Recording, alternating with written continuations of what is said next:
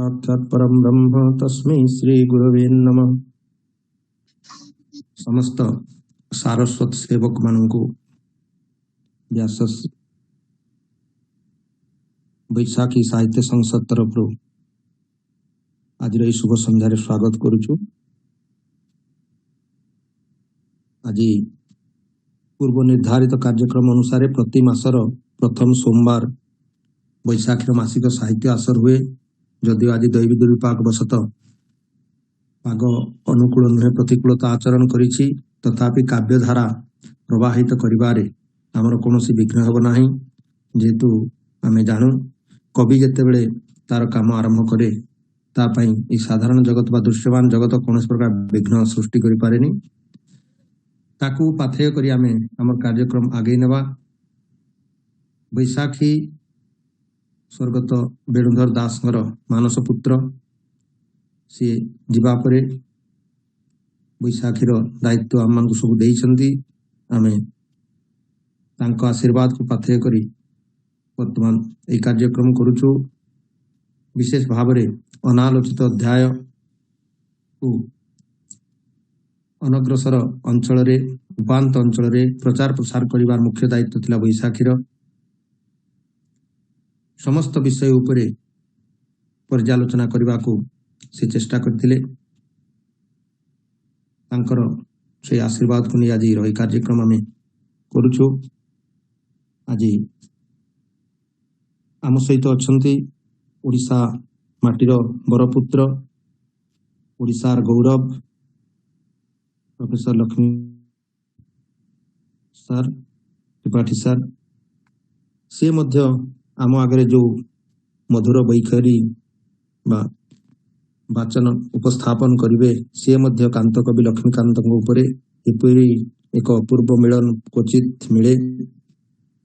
भगवान आशीर्वाद जगन्नाथ आशीर्वाद एणु आमे लक्ष्मीकांत सार द्वारा लक्ष्मीकांत साहित्य वैभव को आलोचना आज करवा। आम सहित आज अच्छा बैशाखीर कार्यकारी सभापति उमाकांत पंडा जे कि आज ये आसर रे अध्यक्षता करिवे। कार्यक्रम को संयोजना करिवे ओडिशा कहीं भारत माटीर सुनाम धन्या कवयित्री शिक्षाविद गवेषिका आमर बड़ भूमि डॉक्टर किशोरी दास प्रोफेसर किशोरी दास। धन्यवाद अर्पण पाई आम सहित अच्छा आम बैशाखी साहित्य संसद संपादक चंद्रध्वज माझी सर एवं आज विशेष आकर्षण तिरुपति संस्कृत केंद्रीय संस्कृत विश्वविद्यालय उदीयमान कवि प्रतिभा गवेषक एवं जगन्नाथ संस्कृतिर जड़े प्रकृष्ट साधक जे कि जगन्नाथ तत्व थिबा समस्त पुराण को एकत्रित कर रिसर्च प्रोजेक्ट को कंप्लीट करछंती एवं निजर मध्य वंशी विनोद प्रभृति काव्य रे कवित्व प्रतिभा प्रदर्शन करिछंती आचार्य सोमनाथ दास। तांकरी कंठरबाजी में जगन्नाथ अष्टकम शुणी कार्यक्रम को आरंभ करवा। ये प्रकृत में आमर द्वितीय आसर हेब। बर्तमान में गोटे मिनिट जड़े दिवंगत आत्मा पाई देवा। से दिवंगत आत्मा कहीं नुहति आम व्यासश्री परिवार आम बैशाखी परिवार आम राउरकेला साहित्य परिवार पाई जड़े अनन्य उपदेष्टा हिसाब रे काम करथिले। राउरकेला माटी को सी आसीचंती। राउरकेला माटी को आसी गौरव अनुभव करिसंती। ज्ञानपीठ विजेता आचार्य डॉक्टर सत्यव्रत शास्त्री तांकर देहांत हो जाइछि। आम स्वतंत्र कार्यक्रम करि पारिनु। आज समस्त गहन रे गोटे मिनिट पाई शोक प्रस्ताव आगत करने को मु आमर वरिष्ठ उपदेष्टी एवं मैडम किशोरी मैडम को कहबी से शोक प्रस्ताव आगत करेंगे। गोटे मिनिट शोक सभा पर यही आसर टी कंप्लीट हो द्वितीय आसर साहित्य आसर हम।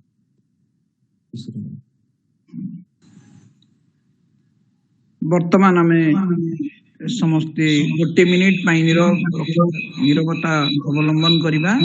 आमर कार्यक्रम आरंभ करवा। नीरवता।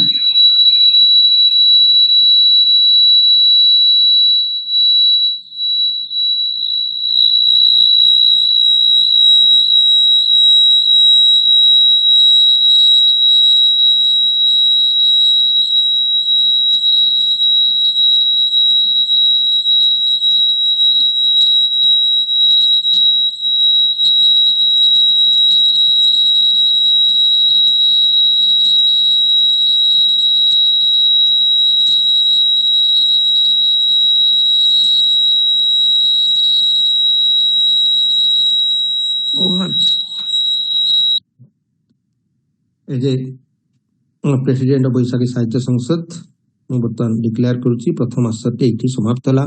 बर्तमान आमर द्वितीय आसर आरंभ हम। द्वितीय आसर हूँ बैशाखी मासिक साहित्य आसर। या संयोजना करेंगे अध्यापिका डॉक्टर किशोरी दास। मैं अनुरोध करी कार्यक्रम आरंभ करेंगे मंगलाचरण। धन्यवाद भाई। मु वर्तमान अनुरोध करी डॉक्टर सोमनाथ दास। इको होची मैडम आपनका साउंड ना मोर मोबाइल बंद कर ना। बर्तमान घटना कौन होची उमाइटी होची तो जोड़े जोड़े जोड़े डिवाइस एकाठी लगेबेन। एकाठी रेकॉर्डिंग होची। आमे भी जे कहूछु जेते बेले कहिबा छडा अन्य लोक कले खोलले भी सेटा मु देखुची एपटे गोटे रेकॉर्डिंग रे ये आस्ते हम जे कहूतबा से खोली के बात समस्त बंद कुमार बेलकोनी को पड़ी गलानी। ओके मु वर्तमान अनुरोध करछि डॉक्टर सोमनाथ मिश्र को दास सोमनाथ दास सॉरी सोमनाथ दास को से तांकर जगन्नाथ भजन आरंभ करिवे। जगन्नाथ श्लोक अर्पण करिवे श्री जगतरनाथ जगन्नाथ को। समस्त को मोर नमस्कार। ओम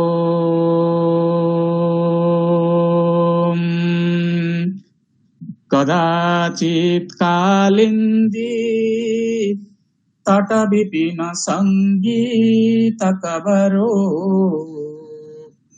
मुदाभिरी नारी बदन कमलास्वाद मधुप रमा शंभुर्ब्रह्मा मरपति गणेशार्चित पदो जगन्नाथ स्वामी नयन पथगामी भवतु मे। भुजे सभ्ये वेणुं शिरसि शिखिपिच्छं कटितटे नेत्रान्ते सहचर कटाक्षं विदधते रमा शंभुर्ब्रह्मा मरपति गणेशार्चित पदो जगन्नाथ स्वामी नयन पथगामी भवतु मे।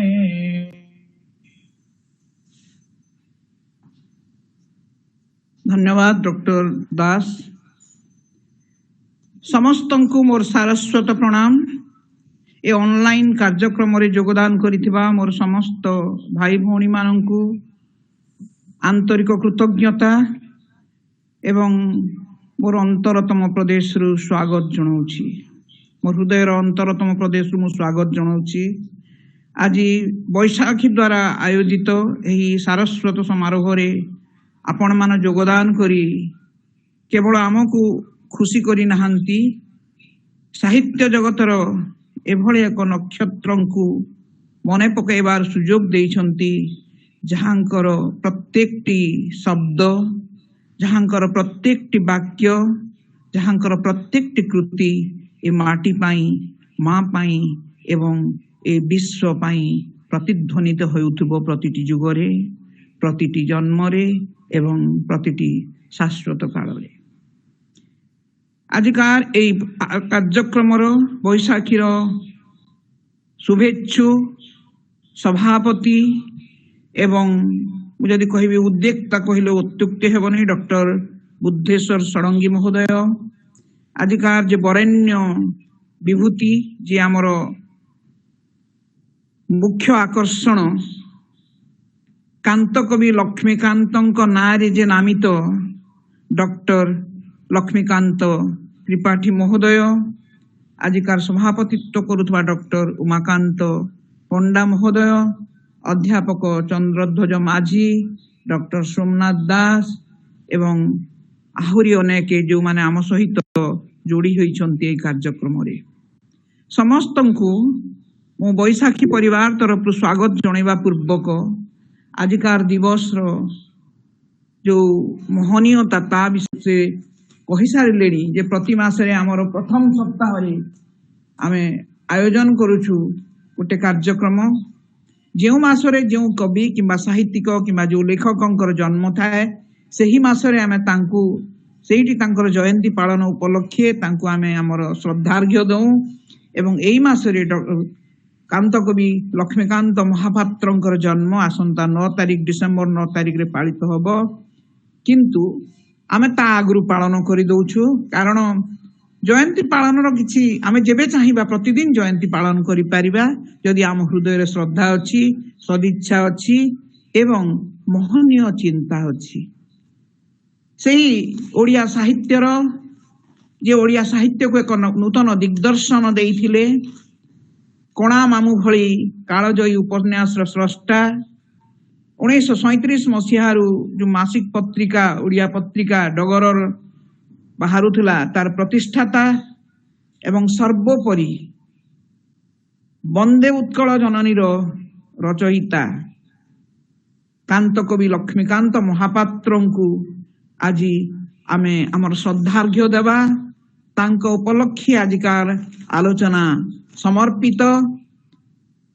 ତାଙ୍କ ଉଦ୍ଦେଶ୍ୟରେ ଯିଏ ଆଜି ଆମ ଆଗରେ ନିଜର ମହାର୍ଘ୍ୟ ପ୍ରତିଭାର କିଛି କିୟଦଂଶ ଉପସ୍ଥାପିତ କରିବେ, ତାଙ୍କ ବିଷୟରେ ଶୁଣି ଆପଣମାନେ ନିହାତି ଶୁଣିବା, ତାଙ୍କ ମୁଖରୁ ଆପଣମାନେ ଶୁଣିବା ପାଇଁ ନିହାତି ଆଗ୍ରହୀ। କିନ୍ତୁ ଏଇଠି ଗୋଟିଏ କଥା ମୁଁ କହିବି, ଓଡ଼ିଆ ସାହିତ୍ୟ ଆକାଶର ଏକ ଉଜ୍ଜ୍ୱଳତମ ତାରକା, ସାହିତ୍ୟ ଜଗତର ଏକ ବିଲକ୍ଷଣ ଅଥଚ ଶ୍ରଦ୍ଧାଶୀଳ ଉଚ୍ଚାରଣ ଡକ୍ଟର ଲକ୍ଷ୍ମୀକାନ୍ତ ତ୍ରିପାଠୀ।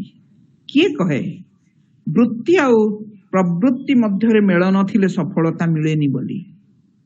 ଏ ଜୀବନ କାଳରେ ବୃତ୍ତି ଆଉ ପ୍ରବୃତ୍ତି ଯଦି ଏକ ହେଇଯାଏ ତାହେଲେ ସୁନେ ପେ ସୁହାଗା ହୁଏ, କିନ୍ତୁ ବୃତ୍ତି ଆଉ ପ୍ରବୃତ୍ତି ଯେ ଏକ ହେବ ତାର କିଛି ମାନେ ନଥାଏ। ଯାହାର ଜୀବନ ନିରବଚ୍ଛିନ୍ନ ସାହିତ୍ୟ ସାଧନା ଭିତରେ ବିତି ରହେ, ତା ପାଇଁ ବୃତ୍ତି ତାକୁ ଆବୃତ୍ତ କରିପାରେ ନାହିଁ ଏବଂ ସେ ଏହାକୁ ନିଜ ଧର୍ମ ବୋଲି ଗ୍ରହଣ କରି କର୍ମ ସହିତ ନିଶ୍ଚିତ ଭାବରେ ଏକ ନୂତନ ଚେତନା ଦିଅନ୍ତି। ସେଭଳି ଏକ ଚରିତ୍ର, ସେଭଳି ଏକ ଊର୍ଦ୍ଧ୍ୱତର ବିଭୂତି ହେଲେ ଡକ୍ଟର ଲକ୍ଷ୍ମୀକାନ୍ତ ତ୍ରିପାଠୀ। ବୃତ୍ତିରେ ଜଣେ ବ୍ୟାଙ୍କ ଏମ୍ପ୍ଲୟୀ, ବର୍ତ୍ତମାନ ଅବସରପ୍ରାପ୍ତ, କିନ୍ତୁ ତାଙ୍କ ସାହିତ୍ୟ ସାଧନା ତାଙ୍କୁ ଏକ ନିହାତି ଭାବରେ ଏକ ନୂତନ ପରିଚୟ ଦେଇଛି ସାହିତ୍ୟ ଆକାଶରେ, ଓଡ଼ିଶାର ସାହିତ୍ୟ ଆକାଶରେ। ସେ ସମସ୍ତଙ୍କୁ ଭୁଲ ପ୍ରମାଣିତ କରିଦେଇଛନ୍ତି ଯେ ସାହିତ୍ୟ ଚର୍ଚ୍ଚା ଏବଂ ଗାଣିତିକ ସୂତ୍ରର ସମ୍ପର୍କ ନାହିଁ ବୋଲି। ବ୍ୟାଙ୍କ ଅର୍ଥାତ୍ ଗାଣିତିକ ସୂତ୍ର ଉପରେ ଆବଦ୍ଧ ଟଙ୍କା ଗଣିବା କାରବାର ଥାଏ। ସେଠି ବହୁ ଜଣ କୁହନ୍ତି ଯେ ତା ସହିତ କଳାର ସମ୍ପର୍କ ନଥାଏ। ନା, କଳା ସବୁବେଳେ ହୃଦୟରୁ ଜନ୍ମ ନିଏ, ନିଜର ହୃଦୟର ନିଭୃତ କୋଣରୁ ଏକ ନୂଆ ପରିବ୍ୟାପ୍ତି ପାଇଁ ଚେଷ୍ଟା କରେ, ଯାହାକି ଡକ୍ଟର ଲକ୍ଷ୍ମୀକାନ୍ତ ତ୍ରିପାଠୀଙ୍କ କ୍ଷେତ୍ରରେ ପ୍ରମାଣିତ ହୋଇସାରିଛି। ଏବଂ ଏହାର ଫଳସ୍ୱରୂପ ଆମେ ଦେଖିବା ତାଙ୍କର କୃତିକୁ। ଶାନ୍ତିନିକେତନରୁ ଓଡ଼ିଆ ଭାଷା ଓ ସାହିତ୍ୟରେ ସ୍ନାତକୋତ୍ତର ସାରିଲା ପରେ ନିରବଚ୍ଛିନ୍ନ ଭାବରେ ନିଜର ଗବେଷଣା ଜାରି ରଖନ୍ତି। ସେ ବିଭିନ୍ନ କ୍ଷେତ୍ରରେ, ଗୋଟିଏ କ୍ଷେତ୍ରରେ କୌଣସି ଏକ ସୀମିତ ହୋଇ କୌଣସି ଦିଗରେ ସେ ସୀମିତ ରହିନାହାନ୍ତି ଏବଂ ଏମ୍ଫିଲ୍ PhD କଲା ପରେ ସେ ତାଙ୍କର ଡିଲିଟ୍ କରିଛନ୍ତି ଓଡ଼ିଆ ସାହିତ୍ୟରେ, ଯୋଉଟାକି ବହୁ କମ୍ ଲୋକ ଓଡ଼ିଆ ସାହିତ୍ୟରେ ଏଭଳି ପ୍ରତିଭାଧାରୀ ହୋଇପାରନ୍ତି। ପେଶା ଓ ନିଶା ମଧ୍ୟରେ ଅପୂର୍ବ ସମନ୍ୱୟ ରକ୍ଷା କରି ଉତ୍କଳ ଭାରତୀଙ୍କର ବାଣୀ ଭଣ୍ଡାରକୁ ସେ ଅବଦାନ କରନ୍ତି ନିଜ ଅସଂଖ୍ୟ ସାହିତ୍ୟ କୃତି ମାଧ୍ୟମରେ। ସେମାନଙ୍କ ମଧ୍ୟରୁ ଦାଣ୍ଡି ପେଟେଣ୍ଟ ମେଡିସିନ, ଯୋଉଟାକି ପ୍ୟାରୋଡି ବୋଲି କୁହାଯିବ, ମିତା ପାଇଁ କବିତା, ପାରୋଡି ପଞ୍ଚବିଂଶତି, ନେତୃଚରିତମ୍ ଯୋଉଟାକି ଗୋଟେ ରମ୍ୟ ରଚନା, ଗୋଲ କବିତା ଶତାଧିକ, ବୈଦ୍ୟଶାସ୍ତ୍ର, ରାମାୟଣ ହରିବଂଶ, ଭୂତକେଳି, ଆଖି ଯୋଉଟା କବିତା ସଂକଳନ, ଆଉ ଉପନ୍ୟାସ ପତ୍ନୀ ସହ 25 ବର୍ଷ, ସେଟା ଗୋଟେ ରମ୍ୟ ଉପନ୍ୟାସ, ଏବଂ ମୁଁ ଦିନେ ଛାତ୍ର ଥିଲି ରମ୍ୟ କାହାଣୀ ଓ ରମ୍ୟ ଗଳ୍ପ, ପତ୍ନୀ ସହ ଆଦି ଅନ୍ୟତମ। ଆମର ସୌଭାଗ୍ୟ ଯେ ଆମେ ବୈଶାଖୀ ସାହିତ୍ୟ ଭଳି ଏକ ପ୍ରଗତିଶୀଳ ସାହିତ୍ୟାନୁଷ୍ଠାନ ଦ୍ୱାରା ଆୟୋଜିତ ଏହି ଅନଲାଇନ କାର୍ଯ୍ୟକ୍ରମରେ ତାଙ୍କୁ ଅତିଥି ଭାବରେ ପାଇଛୁ, ବକ୍ତା ଭାବରେ ପାଇଛୁ ଏବଂ ତାଙ୍କୁ ମୁଁ ମୋ ନିଜ ତରଫରୁ, ରାଉରକେଲାବାସୀଙ୍କ ତରଫରୁ, ବୈଶାଖୀର ସମସ୍ତ ସଦସ୍ୟମାନଙ୍କ ତରଫରୁ ମୁଁ ସ୍ୱାଗତ ଜଣାଇବା ସହ ମୁଁ ତାଙ୍କୁ ଆଜିକାର ଯୋଉ ବିଷୟବସ୍ତୁ ଲକ୍ଷ୍ମୀକାନ୍ତ କବି ଲକ୍ଷ୍ମୀକାନ୍ତଙ୍କ କବିତା ଉପରେ ତାଙ୍କର ଯୋଉ ଆଲୋକପାତ କରିବେ ତାଙ୍କୁ ଅନୁରୋଧ କରିବି। ତା ପୂର୍ବରୁ ମୁଁ ଲକ୍ଷ୍ମୀକାନ୍ତ କବି ଲକ୍ଷ୍ମୀକାନ୍ତଙ୍କର ପଦଟିଏ କହିଲେ ଅତ୍ୟୁକ୍ତ, ପଦଟିଏ ନ କହିଲେ ଏଇଠି ଶେଷ ହେବ ନାହିଁ କଥା। କବିତାର କାନ୍ତ କବି ଲକ୍ଷ୍ମୀକାନ୍ତ ମହାପାତ୍ର ଚିରସ୍ମରଣୀୟ ଆମ ସମସ୍ତଙ୍କ ପାଖରେ।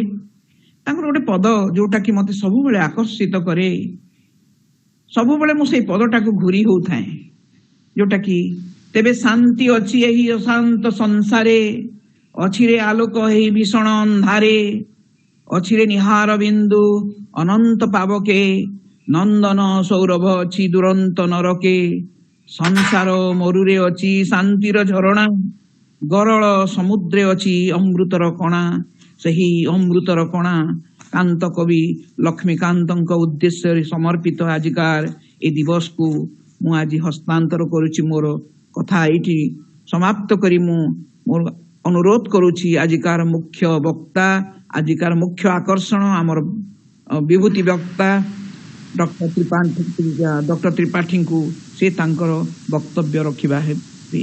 ଡକ୍ଟର ତ୍ରିପାଠୀ ମହୋଦୟ। ମାନନୀୟ ଆଜିର ସଭାପତି ଉମାକାନ୍ତ ବାବୁ, ଯିଏ ପ୍ରଥମେ ବକ୍ତବ୍ୟ ରଖିଥିଲେ, ଷଡ଼ଙ୍ଗୀ ସାର୍, ଈଶ୍ୱରୀ ମ୍ୟାଡାମ, ସୋମନାଥ ବାବୁ, ବୈଶାଖୀ ସାହିତ୍ୟ ସଂସଦର ସମସ୍ତ କର୍ମକର୍ତ୍ତା, ରାଉରକେଲାର ବିଦ୍ୱାନ ମାନେ ସମସ୍ତଙ୍କୁ ମୁଁ ମୋର ପ୍ରଣାମ ଜଣାଉଛି। ମୁଁ ରାଉରକେଲାକୁ ମୋ ନିଜ ଘର ଭଳି ଭଲ ପାଏ, କାହିଁକିନା କିଛି ବର୍ଷ ଧରି ମୁଁ ରାଉରକେଲାରେ ଅବସ୍ଥାନ କରୁଥିଲି ଏବଂ ଅବସ୍ଥାନ କରୁଥିବା ସମୟରେ ପ୍ରାୟ ସମସ୍ତ ଅନୁଷ୍ଠାନ ସହିତ ସମ୍ପର୍କାନ୍ୱିତ ହୋଇଥିଲି। ବହୁ ଅନୁଷ୍ଠାନ ସହିତ ମୁଁ ମିଶିଛି, ଯୋଗ ଦେଇଛି, ମତେ ଆଗ୍ରହର ସହିତ ସେମାନେ ଗ୍ରହଣ କରିଛନ୍ତି। ସମସ୍ତଙ୍କୁ ମୁଁ ମୋର କୃତଜ୍ଞତା ଜଣାଉଛି। ଷଡ଼ଙ୍ଗୀ ସାର୍ କହିଗଲେ ଯେ ଜଣେ ଲକ୍ଷ୍ମୀକାନ୍ତଙ୍କ ବିଷୟରେ ଆଉ ଜଣେ ଲକ୍ଷ୍ମୀକାନ୍ତ ତାଙ୍କର ବକ୍ତବ୍ୟ ରଖିବେ। ସେଇ କଥାକୁ ମୋ ସମ୍ପର୍କରେ ବହୁତ କିଛି କହି କିଶୋରୀ ମ୍ୟାଡାମ ମତେ କୃତାର୍ଥ କରିଛନ୍ତି। ସେ ଯୋଉ ପ୍ରକାରରେ ମୋ ସମ୍ପର୍କରେ କହିଲେ, ଏତେ ବଡ ବିଦ୍ୱାନ ମୁଁ ନୁହେଁ। କାନ୍ତ କବିଙ୍କ ସମ୍ପର୍କରେ ଅଧିକ କିଛି କହିବା ମଧ୍ୟ ମୋ ପକ୍ଷରେ ଦୁଷ୍କର। ଯେତେବେଳେ ରଘୁବଂଶ ରଚନା କଲେ କାଳିଦାସ, ସେତେବେଳେ ସେ ପ୍ରଥମେ କହିଥିଲେ, କୋ ସୂର୍ଯ୍ୟ ପ୍ରଭବ ବଂଶ, କୋ ଚାଳ୍ପ ବିଷୟାମତି, ତିତିର୍ଷୁ ଦୁଷ୍କର ମହା ଦୁଦୁପେ ନାସ୍ମି ସାଗରମ୍। କୋଉଠି ରଘୁବଂଶ ସୂର୍ଯ୍ୟଙ୍କର ବଂଶ ଏବଂ କୋଉଠି ମୁଁ ଗୋଟିଏ ଭେଳା ମାଧ୍ୟମରେ ମୁଁ ମହାନ ସାଗରକୁ ତରିବାକୁ ପ୍ରୟାସ କରୁଛି। ଠିକ ସେଇଭଳିଆ ମହାନ ସାଗର ହଉଛନ୍ତି ସେଇ ଲକ୍ଷ୍ମୀକାନ୍ତ ମହାପାତ୍ରଙ୍କର ସାହିତ୍ୟ ସର୍ଜନା, ଏବଂ ମୁଁ ମାତ୍ର ଗୋଟିଏ ଭେଳା ସାହାଯ୍ୟରେ ତାକୁ ଅତିକ୍ରମ କରିବା ପାଇଁ ଚେଷ୍ଟା କରିବି।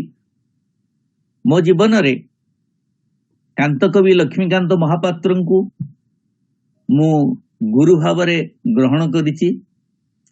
ମୁଁ ଯେତେବେଳେ ପ୍ରଥମ ସାହିତ୍ୟ ସହିତ ସମ୍ପର୍କରେ ଆସିଲି, ସାହିତ୍ୟର ବିଭିନ୍ନ ବିଭାଗକୁ ସ୍ପର୍ଶ କଲି, ସେତେବେଳେ ମୋ ଆଖି ଆଗରେ ଥିଲେ ସେଇ ଲକ୍ଷ୍ମୀକାନ୍ତ ମହାପାତ୍ର। ତାଙ୍କର କବିତା ମାନ, ତାଙ୍କର ହାସ୍ୟ କବିତା ମାନ, ତାଙ୍କର ପ୍ୟାରୋଡି ମାନ ମୁଁ ପ୍ରଥମେ ପଢିଥିଲି ଏବଂ ତାଙ୍କରି ପ୍ରଭାବରେ ପ୍ରଭାବାନ୍ୱିତ ହୋଇ ମୁଁ ହାସ୍ୟରସ ଲେଖିବାର ଉପକ୍ରମ କରିଥିଲି। ରାଜନୀତିକୁ ନେଇ ସେ ବହୁତ କବିତା ରଚନା କରିଥିଲେ। ସେଇ କବିତାକୁ ପଢି ସାରିବା ପରେ ମୁଁ ମଧ୍ୟ ବିଭିନ୍ନ କବିତା ଲେଖିବା ପାଇଁ ଆରମ୍ଭ କରିଥିଲି। ସେ ଚଉତିଶାରେ ହାସ୍ୟରସ ରହିଥିଲା ଏବଂ ସେଗୁଡିକ କେବଳ ଲକ୍ଷ୍ମୀକାନ୍ତ ମହାପାତ୍ରଙ୍କର ପ୍ରଭାବରେ ପ୍ରଭାବାନ୍ୱିତ ହୋଇ ମୁଁ ସେଇଭଳିଆ ଲେଖିବାକୁ ଆରମ୍ଭ କରିଥିଲି। ଆମ ଗାଁରେ ଗୋଟେ ପୋଖରୀ ଥାଏ, ମସ୍ତରାମ ପୋଖରୀ, ତାକୁ ନେଇ ମୁଁ ଗୋଟେ କବିତା ଲେଖିଥିଲି से सबू केवल लक्ष्मीकांत भाव प्रभावान्वित हुई। हास्यरस कांत कवि साहित्य रचना पूर्वर आम ओडिशा रे हास्यरस थिला, किंतु कांत कवि लक्ष्मीकांत महापात्र विभिन्न विभाग को हास्यरस माध्यम जेपरी रुद्धिमंत करिसंती सेपरी केबे हेई नथिला। चतुर विनोद रे आमे हास्यरस देखिबा को पाऊ, रुद्र सुधानिधि रे आमे हास्यरस देखिबा को पाऊ। फकीर मोहन हास्यरसर विभिन्न पर्याय हास्यरस को प्रयोग करिसंती। से रम्य रचना लिखिचंती, से पैरोडी रचना करिसंती।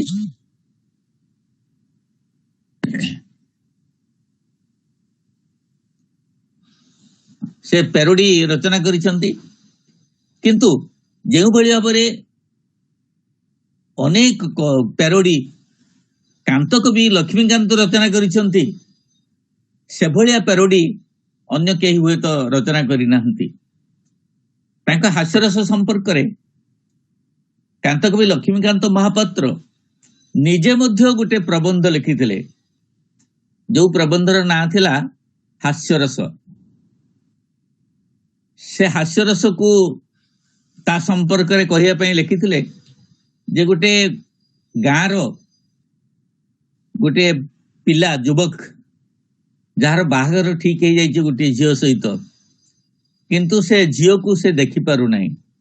निकटवर्ती झील से सबुबले चाहूची से झील को केमिति देखिबो, ता सहित दुई पद कथा हेबो, ता सौंदर्य रे टिके मुग्ध हबो, सबुबले चेष्टा करूची, किंतु से झील को से देखि पारु नाही।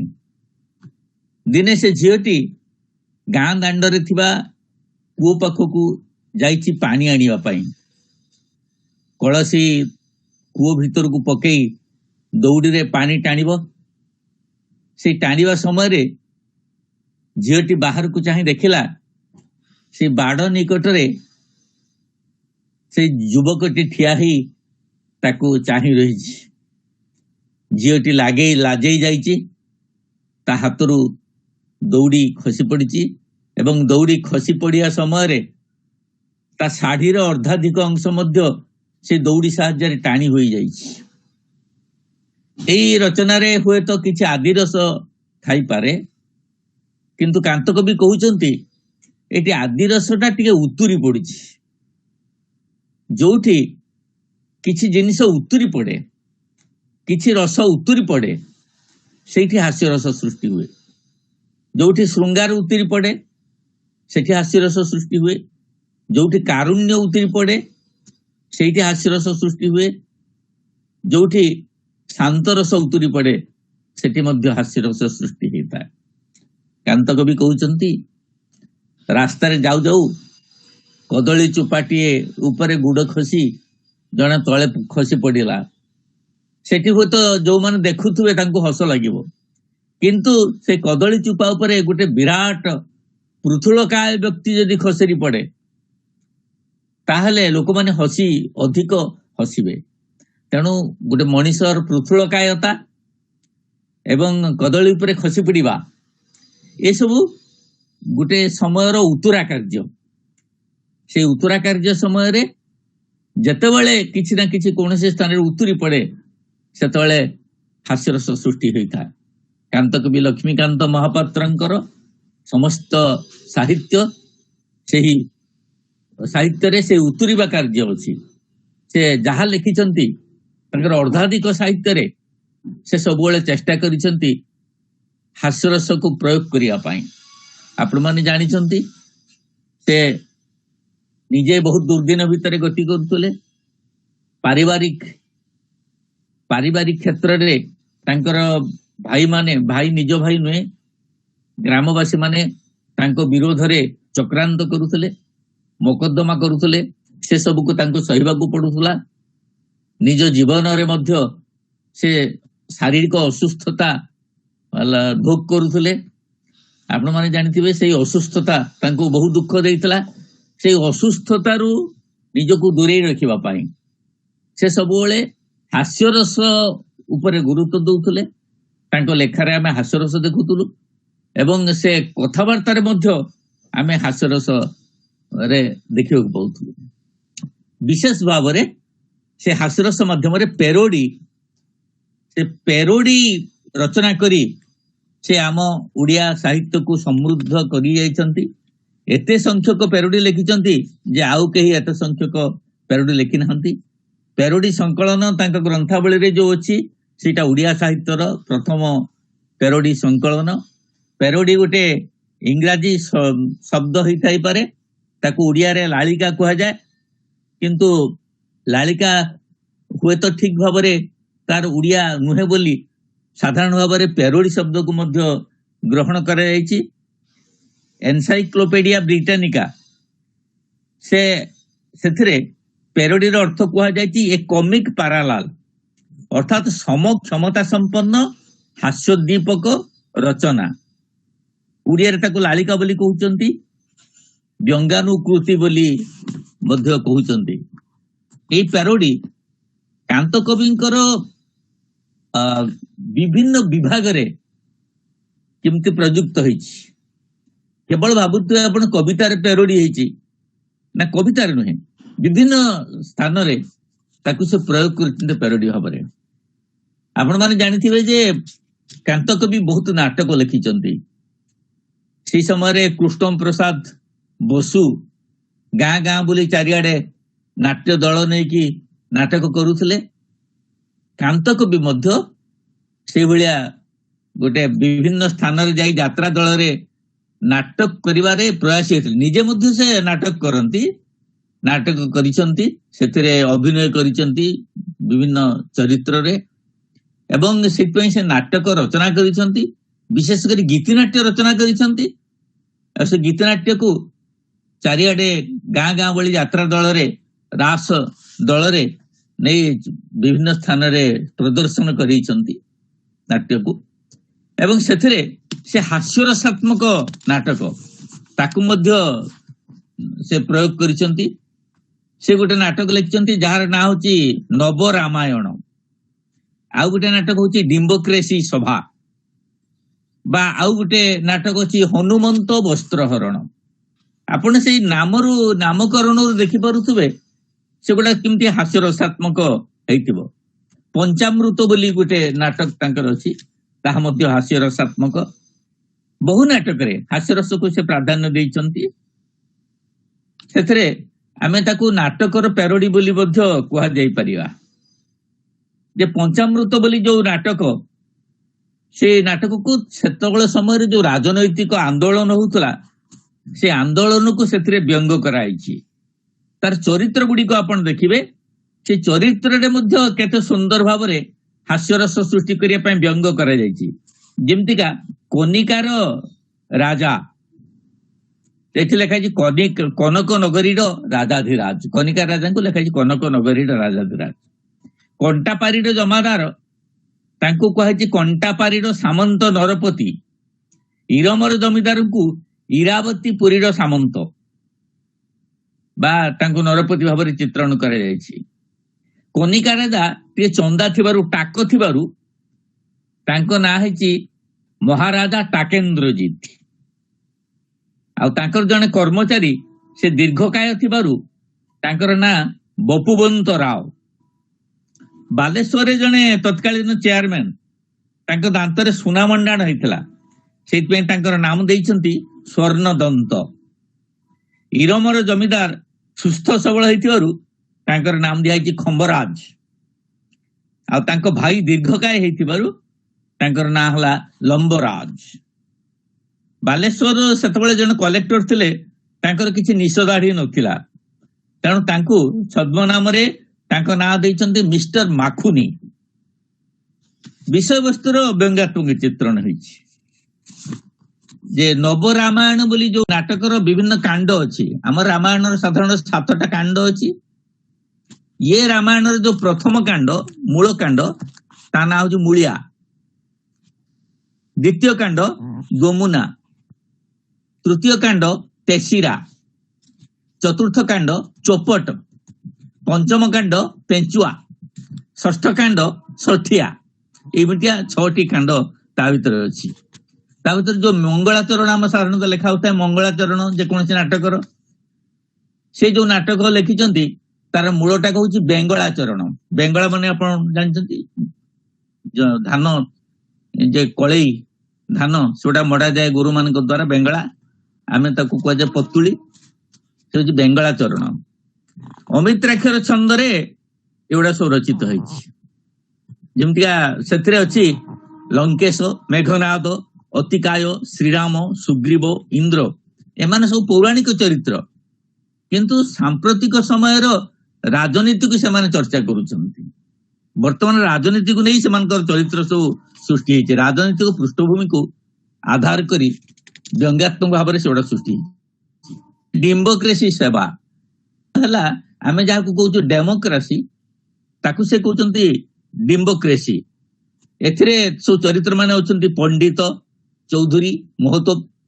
ପଣ୍ଡିତ ହେଲେ ପଣ୍ଡିତ ନୀଳକଣ୍ଠ ଦାସ, ଚୌଧୁରୀ ହେଲେ ଗୋପବନ୍ଧୁ ଚୌଧୁରୀ, ବା ମହାତୋପ ସେ ହେଲେ ହରେକୃଷ୍ଣ ମହତାବ।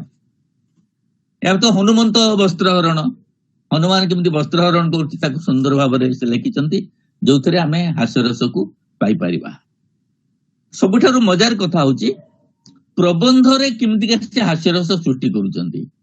ପ୍ରବନ୍ଧ ରଚନା କରି କେହି କେବେ ହାସ୍ୟରସ ସୃଷ୍ଟି କରିବାର ଜଣାଯାଏ ନାହିଁ, କିନ୍ତୁ କାନ୍ତ କବି ପ୍ରବନ୍ଧ ଲେଖିକି ହାସ୍ୟରସ ସୃଷ୍ଟି କରୁଛନ୍ତି। ଯେମିତି ଗୋଟେ ପ୍ରବନ୍ଧରେ ସେ କହୁଛନ୍ତି, କେମିତିକା ବ୍ୟଙ୍ଗ କହୁଛନ୍ତି, ଜିନ୍ନାଙ୍କ ପାକିସ୍ତାନ କଥା ଶୁଣି ଭାରତର ଅନ୍ୟାନ୍ୟ ଅନେକ ସମ୍ପ୍ରଦାୟ ଓ ସ୍ୱ ଆସ୍ଥାନ କରିବାକୁ ବସିଲେଣି।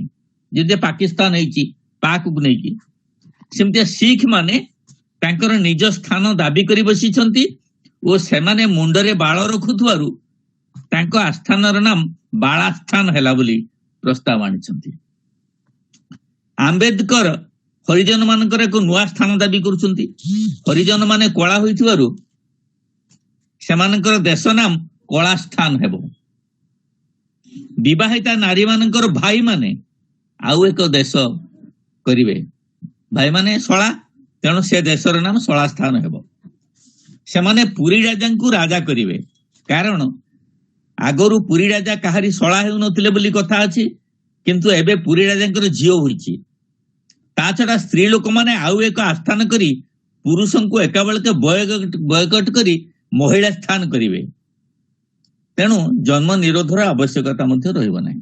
ହେଲା ପ୍ରବନ୍ଧ କେମିତିକା ସେ ସୁନ୍ଦର ଭାବରେ ସେଥିରେ ହାସ୍ୟ ସୃଷ୍ଟି କରୁଛନ୍ତି। ସବୁଠାରୁ ଗୋଟେ ବଡ ଜିନିଷ ହେଲା ଚମ୍ପୁ। କାନ୍ତକବି ଲକ୍ଷ୍ମୀକାନ୍ତ ମହାପାତ୍ର ଗୋଟେ ଚମ୍ପୁ ରଚନା କରିଥିଲେ। ସେ ଚମ୍ପୁର ନାଁ ହଉଛି ଚଟକ ଚନ୍ଦ୍ରହାସ ଚମ୍ପୁ। ଆପଣ ମାନେ ଜାଣିଥିବେ ଯେ କବି ସୂର୍ଯ୍ୟ ବଳଦେବ ରଥ ଯୋଉ ଚମ୍ପୁ ରଚନା କରିଥିଲେ, କିଶୋର ଚନ୍ଦ୍ରାନନ୍ଦ ଚମ୍ପୁ, ତାକୁ ଓଡିଆ ସାହିତ୍ୟର ଚମ୍ପୁ ବୋଲି କୁହାଯାଉଥିଲେ ମଧ୍ୟ ତାହା ସମ୍ପୂର୍ଣ୍ଣ ଭାବରେ ଓଡିଆରେ ଲେଖା ହେଇନଥିଲା। ସେଥିରେ ଯୋଉ ଗଦ୍ୟ ଲେଖା ହେଇଥିଲା, ସେଇ ଗଦ୍ୟ ସବୁ ସଂସ୍କୃତରେ ଲେଖା ଯାଇଥିଲା। କିନ୍ତୁ କାନ୍ତକବି ଲକ୍ଷ୍ମୀକାନ୍ତ ମହାପାତ୍ର ଯୋଉ ହାସ୍ୟରସାତ୍ମକ କବିତା ଲେଖିଲେ ଚମ୍ପୁ, ଚଟକ ଚନ୍ଦ୍ରହାସ ଚମ୍ପୁ, ସେଥିରେ ଗଦ୍ୟ ମଧ୍ୟ ଓଡିଆ, ପଦ୍ୟ ମଧ୍ୟ ଓଡିଆ। ତେଣୁ କାନ୍ତକବି ଲକ୍ଷ୍ମୀକାନ୍ତ ମହାପାତ୍ରଙ୍କର ଚଟକ ଚନ୍ଦ୍ରହାସ ଚମ୍ପୁକୁ ଓଡିଆ ସାହିତ୍ୟର ପ୍ରଥମ ଚମ୍ପୁ ବୋଲି କୁହାଯିବ, ଏବଂ ନିଶ୍ଚିତ ଭାବରେ ତାହା ଓଡିଆ ସାହିତ୍ୟର ପ୍ରଥମ ଚମ୍ପୁ। ଯେ ଏ ଚମ୍ପୁରେ ଆପଣ ଜାଣିଛନ୍ତି କୋ ଠାରୁ କ୍ଷ ଗୀତ, ବିଭିନ୍ନ ପ୍ରକାର ଗୀତ ସବୁ ଲେଖା ଯାଇଥାଏ ସେଥିରେ। ତେଣୁ ଚଟକ ଚନ୍ଦ୍ରହାସ ଚମ୍ପୁରେ ମଧ୍ୟ କୋ ଠାରୁ ଖ ଗୀତ ପର୍ଯ୍ୟନ୍ତ, କ ପାଇଁ ଗୋଟେ ଗୀତ, ଖ ପାଇଁ ଗୋଟେ ଗୀତ, ଏପରି କ୍ଷ ପର୍ଯ୍ୟନ୍ତ ଗୀତ ସବୁ ଲେଖା ଯାଇଛି। ସେଥିରେ ଲେଖାଯାଇଛି, ତାର ଗଦ୍ୟରେ ଲେଖାଯାଇଛି ଯେ ତାର ନାୟକ ହଉଛି ଚଟକ ଚନ୍ଦ୍ରହାସ ଏବଂ ନାୟିକା ହଉଛି ମିସ୍ ନବୀନା। ତାଙ୍କର ଗୋଟେ ସଖୀ ଅଛନ୍ତି, ଯେମିତିକା ରାଧାଙ୍କର, ସେମିତିକା ଆଙ୍କର ସଖୀ ହଉଛି ମିସ୍ ସ୍ୱାଧୀନା।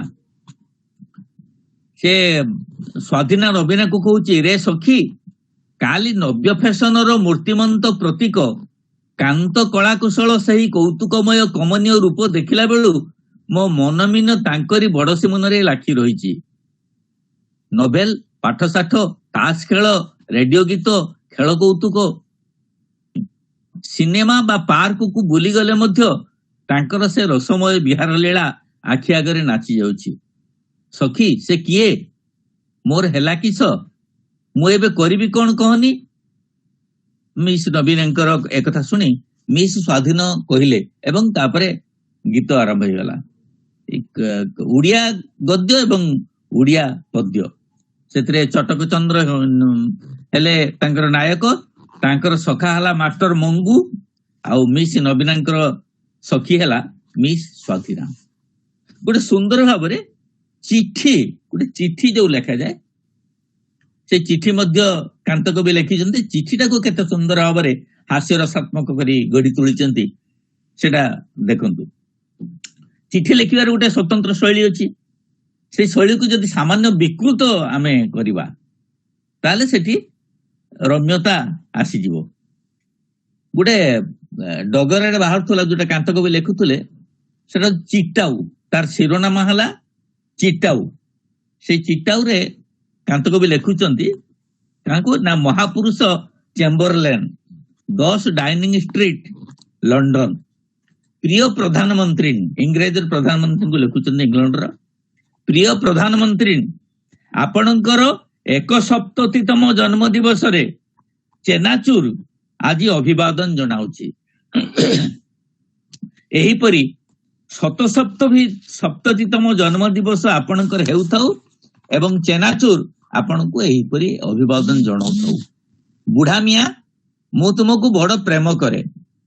ଯେମିତି ପ୍ରଭୁ ଯୀଶୁ ପିଲାମାନଙ୍କୁ ପ୍ରେମ କରନ୍ତି ସେମିତି ବିଶେଷତଃ ବୁଢାଙ୍କୁ ଟିକେ ବେଶୀ ପ୍ରେମ ମୋର ଥାଏ। ପାକୁଆ ପାଟିରେ ଟିକିଏ ଦାନାକୁ ପାକୁଳେଇବା ଘଣ୍ଟାଟା ଯେଉଁ ମଉଜ, ଏହି ବୁଢା ପ୍ରୀତିଟା ମୋର ବଢିଛି। ଭାରତର ଆଉ ଗୋଟିଏ ବୁଢାକୁ ଭଲ ପାଇବା ନୀଳକଣ୍ଠଙ୍କ ଭାଷାରେ ସୁଖ ପାଇ ବା ଘେନା ଘେନି କରି। ସେ ହେଉଛନ୍ତି ମହାତ୍ମା ଗାନ୍ଧୀ।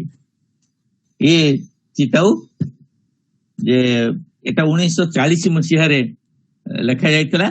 ସେତେବେଳେ ଇଂଲଣ୍ଡର ପ୍ରଧାନମନ୍ତ୍ରୀ ଥିଲେ ୱିନଷ୍ଟନ ଚର୍ଚ୍ଚିଲ। ଦ୍ୱିତୀୟ ମହାଯୁଦ୍ଧ ଆରମ୍ଭ ହୋଇଯାଇଥାଏ। ସେତେବେଳେ ଭାରତୀୟ ମାନଙ୍କ ମତାମତ ନ ନେଇ ସେ ପ୍ରଥମେ ଭାରତୀୟ ମାନେ ଯୁଦ୍ଧରେ ମିଶିଲେ ବୋଲି ଘୋଷଣା କରିଦେଇଥାନ୍ତି। ବଡଲାଟ ଲର୍ଡ ଲିଣ୍ଡଗୋ ଭାରତ ଯୁଦ୍ଧରେ ଯୋଗ ଦେଇଛି ବୋଲି ଘୋଷଣା କରିଦେଇଥାନ୍ତି। କିନ୍ତୁ ଜାତୀୟ କଂଗ୍ରେସ ଏହିପରି ଘଟଣାକୁ ବିରୋଧ କରିଥିଲା। ସେଇ ବିରୋଧଟାକୁ ନେଇକି ସେ ତାଙ୍କର ଚିଠଉ ଲେଖିଥିଲେ। ସବୁଠାରୁ ଗୋଟେ ମଜା କଥା ହଉଛି ଯେ ଆଇନର ସେ ଲେଖିଛନ୍ତି ତାକୁ ହାସ୍ୟରସାତ୍ମକ ଭାବରେ। ଗୋଟେ ଆଇନ ଯେତେବେଳେ ଲେଖା ଯାଇଥାଏ, ସେ ଆଇନର ଗୋଟେ ପ୍ରିଏମ୍ବଲ ଥାଏ, ସୂଚନା ଥାଏ, ଗୋଟେ ବିଷୟବସ୍ତୁ ବା ଟେକ୍ସଟ ଥାଏ, ଆଇନର ସଂଜ୍ଞା ଥାଏ, ତାକୁ ବ୍ୟାଖ୍ୟା କରାଯାଇଥାଏ, ତାର ବ୍ୟତିକ୍ରମ କଣ କଣ ସେ ଆଇନର ସେଟାକୁ ମଧ୍ୟ ଦେଖା ଦିଆଯାଇଥାଏ, କେତେକ ଶବ୍ଦର ବ୍ୟାଖ୍ୟା କରାଯାଇଥାଏ ଏବଂ ସେଥିରେ କିଛି କ୍ରୋଡପତ୍ର ସବୁ ରହିଥାଏ। ସେ ଗୋଟେ ଆଇନ ଲେଖିଛନ୍ତି। ସେ ଆଇନର ନାଁ ହଉଛି ଓଡିଶା ସାମ୍ୟବାଦୀ ନେତା ବିଧାୟିନୀ ଆଇନ। ସେତେବେଳେ କଂଗ୍ରେସ ସମୟରେ ସାମ୍ୟବାଦୀ ଆନ୍ଦୋଳନ ମଧ୍ୟ ଆରମ୍ଭ ହଉଥିଲା। ସାମ୍ୟବାଦୀ ଚିନ୍ତାଧାରାର ଲୋକମାନେ ସେତେବେଳେ ମଧ୍ୟ ଆରମ୍ଭ କରୁଥିଲେ। ତେଣୁ ସେଇମାନଙ୍କୁ ଆକ୍ଷେପ କରି ବ୍ୟଙ୍ଗ କରି କାନ୍ତ କବି ଏଇ ଆଇନଟାକୁ ଲେଖିଥିଲେ, ଯୋଉଥିରେ ତାର ପ୍ରିଏମ୍ବଲ ହେଲା, ପ୍ରାରମ୍ଭିକ ହେଲା, କଂଗ୍ରେସ ମନ୍ତ୍ରିମଣ୍ଡଳ ଦୈନନ୍ଦିନ କାର୍ଯ୍ୟରେ ଅତର୍କିତ ଭାବରେ ଆଶଙ୍କାହୀନ ଦିଗରୁ କୌଣସି ପ୍ରକାର ଅନାର୍ଯ୍ୟ ଘରୋଇ ବାଧାରୁ ମୁକ୍ତ ରଖିବା ପାଇଁ ଏବଂ ଘରୋଇ ଗୋଳମାଳରୁ ରକ୍ଷା ପାଇବା ପାଇଁ ଘନଶ୍ୟାମ ଦାସ ବିର୍ଲା ଓ ବଲ୍ଲଭ ଭାଇଙ୍କ ପୂର୍ବାନୁମୋଦନ କ୍ରମେ ଅତ୍ର ଆଇନ। ସେ ଆଇନର ବିଷୟବସ୍ତୁ କଣ? ସାମ୍ୟବାଦୀ ଆନ୍ଦୋଳନ ଆଇନର ନା, ଯେହେତୁ ବହୁ ସାମ୍ୟବାଦୀ, ବିବାଦୀ, ବିସଂବାଦୀ, ଅନାବାଦୀ ପ୍ରଭୃତି ନେତା ବର୍ଷାଦିନିଆ ଝତୁ ଭଳିଆ ଫୁଟି ସୋଶାଲିଜିମ, ରୋଇଜିମ, କମ୍ୟୁନିଜିମ, ବିଶେଷତଃ ଫରୱାର୍ଡିଜିମ ଏବଂ ଯଥା ଏଥି ସଂଲଗ୍ନ କ୍ରୋଡ଼ପତ୍ର କରେ ଉଲ୍ଲେଖ କରାଯାଇଛି ତଥାବିଧ ଇଜିମ୍ ମାନଙ୍କର ବଳ ପାଇ ବାତାବରଣ ସଂକ୍ରାମିକ କରି ପକାଉଛନ୍ତି। ସୁତରାଂ ଜରୁରୀ ଏହି ଆଇନ କରାଯାଉଛି କି ଦୁଇରେ ଏହି ଆଇନ ଓଡ଼ିଶା ସାମ୍ୟବାଦୀ ନେତା ବିଧାୟିନୀ ଆଇନ ନାମରେ ଅଭିହିତ ହୋଇପାରିବ। ଏହି ଆଇନ ସମଗ୍ର ଦକ୍ଷିଣ ତଥା ଉତ୍ତର ଓଡ଼ିଶା ଏବଂ ଗଡ଼ଜାତ ଓଡ଼ିଶାରେ ପ୍ରୟୋଗଶୀଳ ହୋଇପାରିବ। ଏହି ଆଇନ ଅନୁମୋଦିତ ହେବା ମାତ୍ରେ ବିନା ବିଜ୍ଞାପନରେ ପୂର୍ବକ୍ରମରେ ଜାରି ହୋଇପାରିବ। ଏହି ଆଇନର ବ୍ୟବସ୍ଥା ଅନୁସାରେ କୌଣସି ବେକାର ଲୋକ ସାମ୍ୟବାଦୀ ନେତା ରୂପେ ବ୍ୟବସାୟ କରିପାରିବେ। ସେତେବେଳେ କହୁଥିଲେ ଯୋଉମାନେ ସାମ୍ୟବାଦୀରେ ମିଶୁଛନ୍ତି ସେମାନେ ପ୍ରାୟ ବେକାର ଅଛନ୍ତି। ଏହି ଆଇନର ସଂଜ୍ଞା କଣ, ତାର ଡେଫିନେସନ କଣ ନା ଯେକୌଣସି ବ୍ୟକ୍ତି ଯାହାର 2 ପାଦରୁ କମ ନଥିବ, 2ଟି ପାଦ ଥିବ ଆଉ 4 ପାଦରୁ ବେଶୀ ନଥିବ ଓ ସେହି ବଳରେ କ୍ଷଣକେ ଗଡ଼ଜାତରୁ ମୋଗଲବନ୍ଦୀ ଓ ମୋଗଲବନ୍ଦୀରୁ ଗଡ଼ଜାତ ସାଇକେଲ ଯୋଗେ ପଳାୟନ କରିପାରୁଥିବ, ଯାହାର ଜିଭରେ ବାଳ ଉଠିଥିବ ଓ ସେହି କାରଣରୁ ପରାକ୍ରମୀ ନ୍ୟାୟପରାୟଣ ଧର୍ମାବତାର ବ୍ରିଟିଶ ସରକାର ବିରୁଦ୍ଧରେ ଅଗ୍ନିବର୍ଷାକାରୀ ବକ୍ତିମା ଝାଡି ପାରୁଥିବ ଓ ଯିଏ ଖୁବ ଜୋରରେ ନିଶ୍ୱାସ ନେଇ ପାରୁଥିବ ଓ ପ୍ରଶ୍ୱାସ ଛାଡି ପାରୁଥିବ ଓ ସେହି କାରଣରୁ 2-3 ଶୋଷଣରେ ଗୋଟିଏ ବ୍ରିଟିଶ ମାର୍କା ସିଗାରେଟ ଧ୍ୱଂସ କରିପାରୁଥିବ। ସେତେବେଳେ ସାମ୍ୟବାଦୀ ନେତା ମାନେ ସିଗାରେଟ ବେଶୀ ଟାଣୁଥିଲେ, ତାହାକୁ ଏହି ଆଇନ ଅନୁସାରେ ସାମ୍ୟବାଦୀ ନେତା କୁହାଯାଇପାରିବ। ତାହେଲେ ତାର ଏକ୍ସପ୍ଲାନେସନ କଣ, ବ୍ୟାଖ୍ୟାନ ନା ସେ କହୁଛନ୍ତି ଗୋଟିଏ ଛେଳି ସାମ୍ୟବାଦୀ ନେତା ହୋଇ ନପାରେ।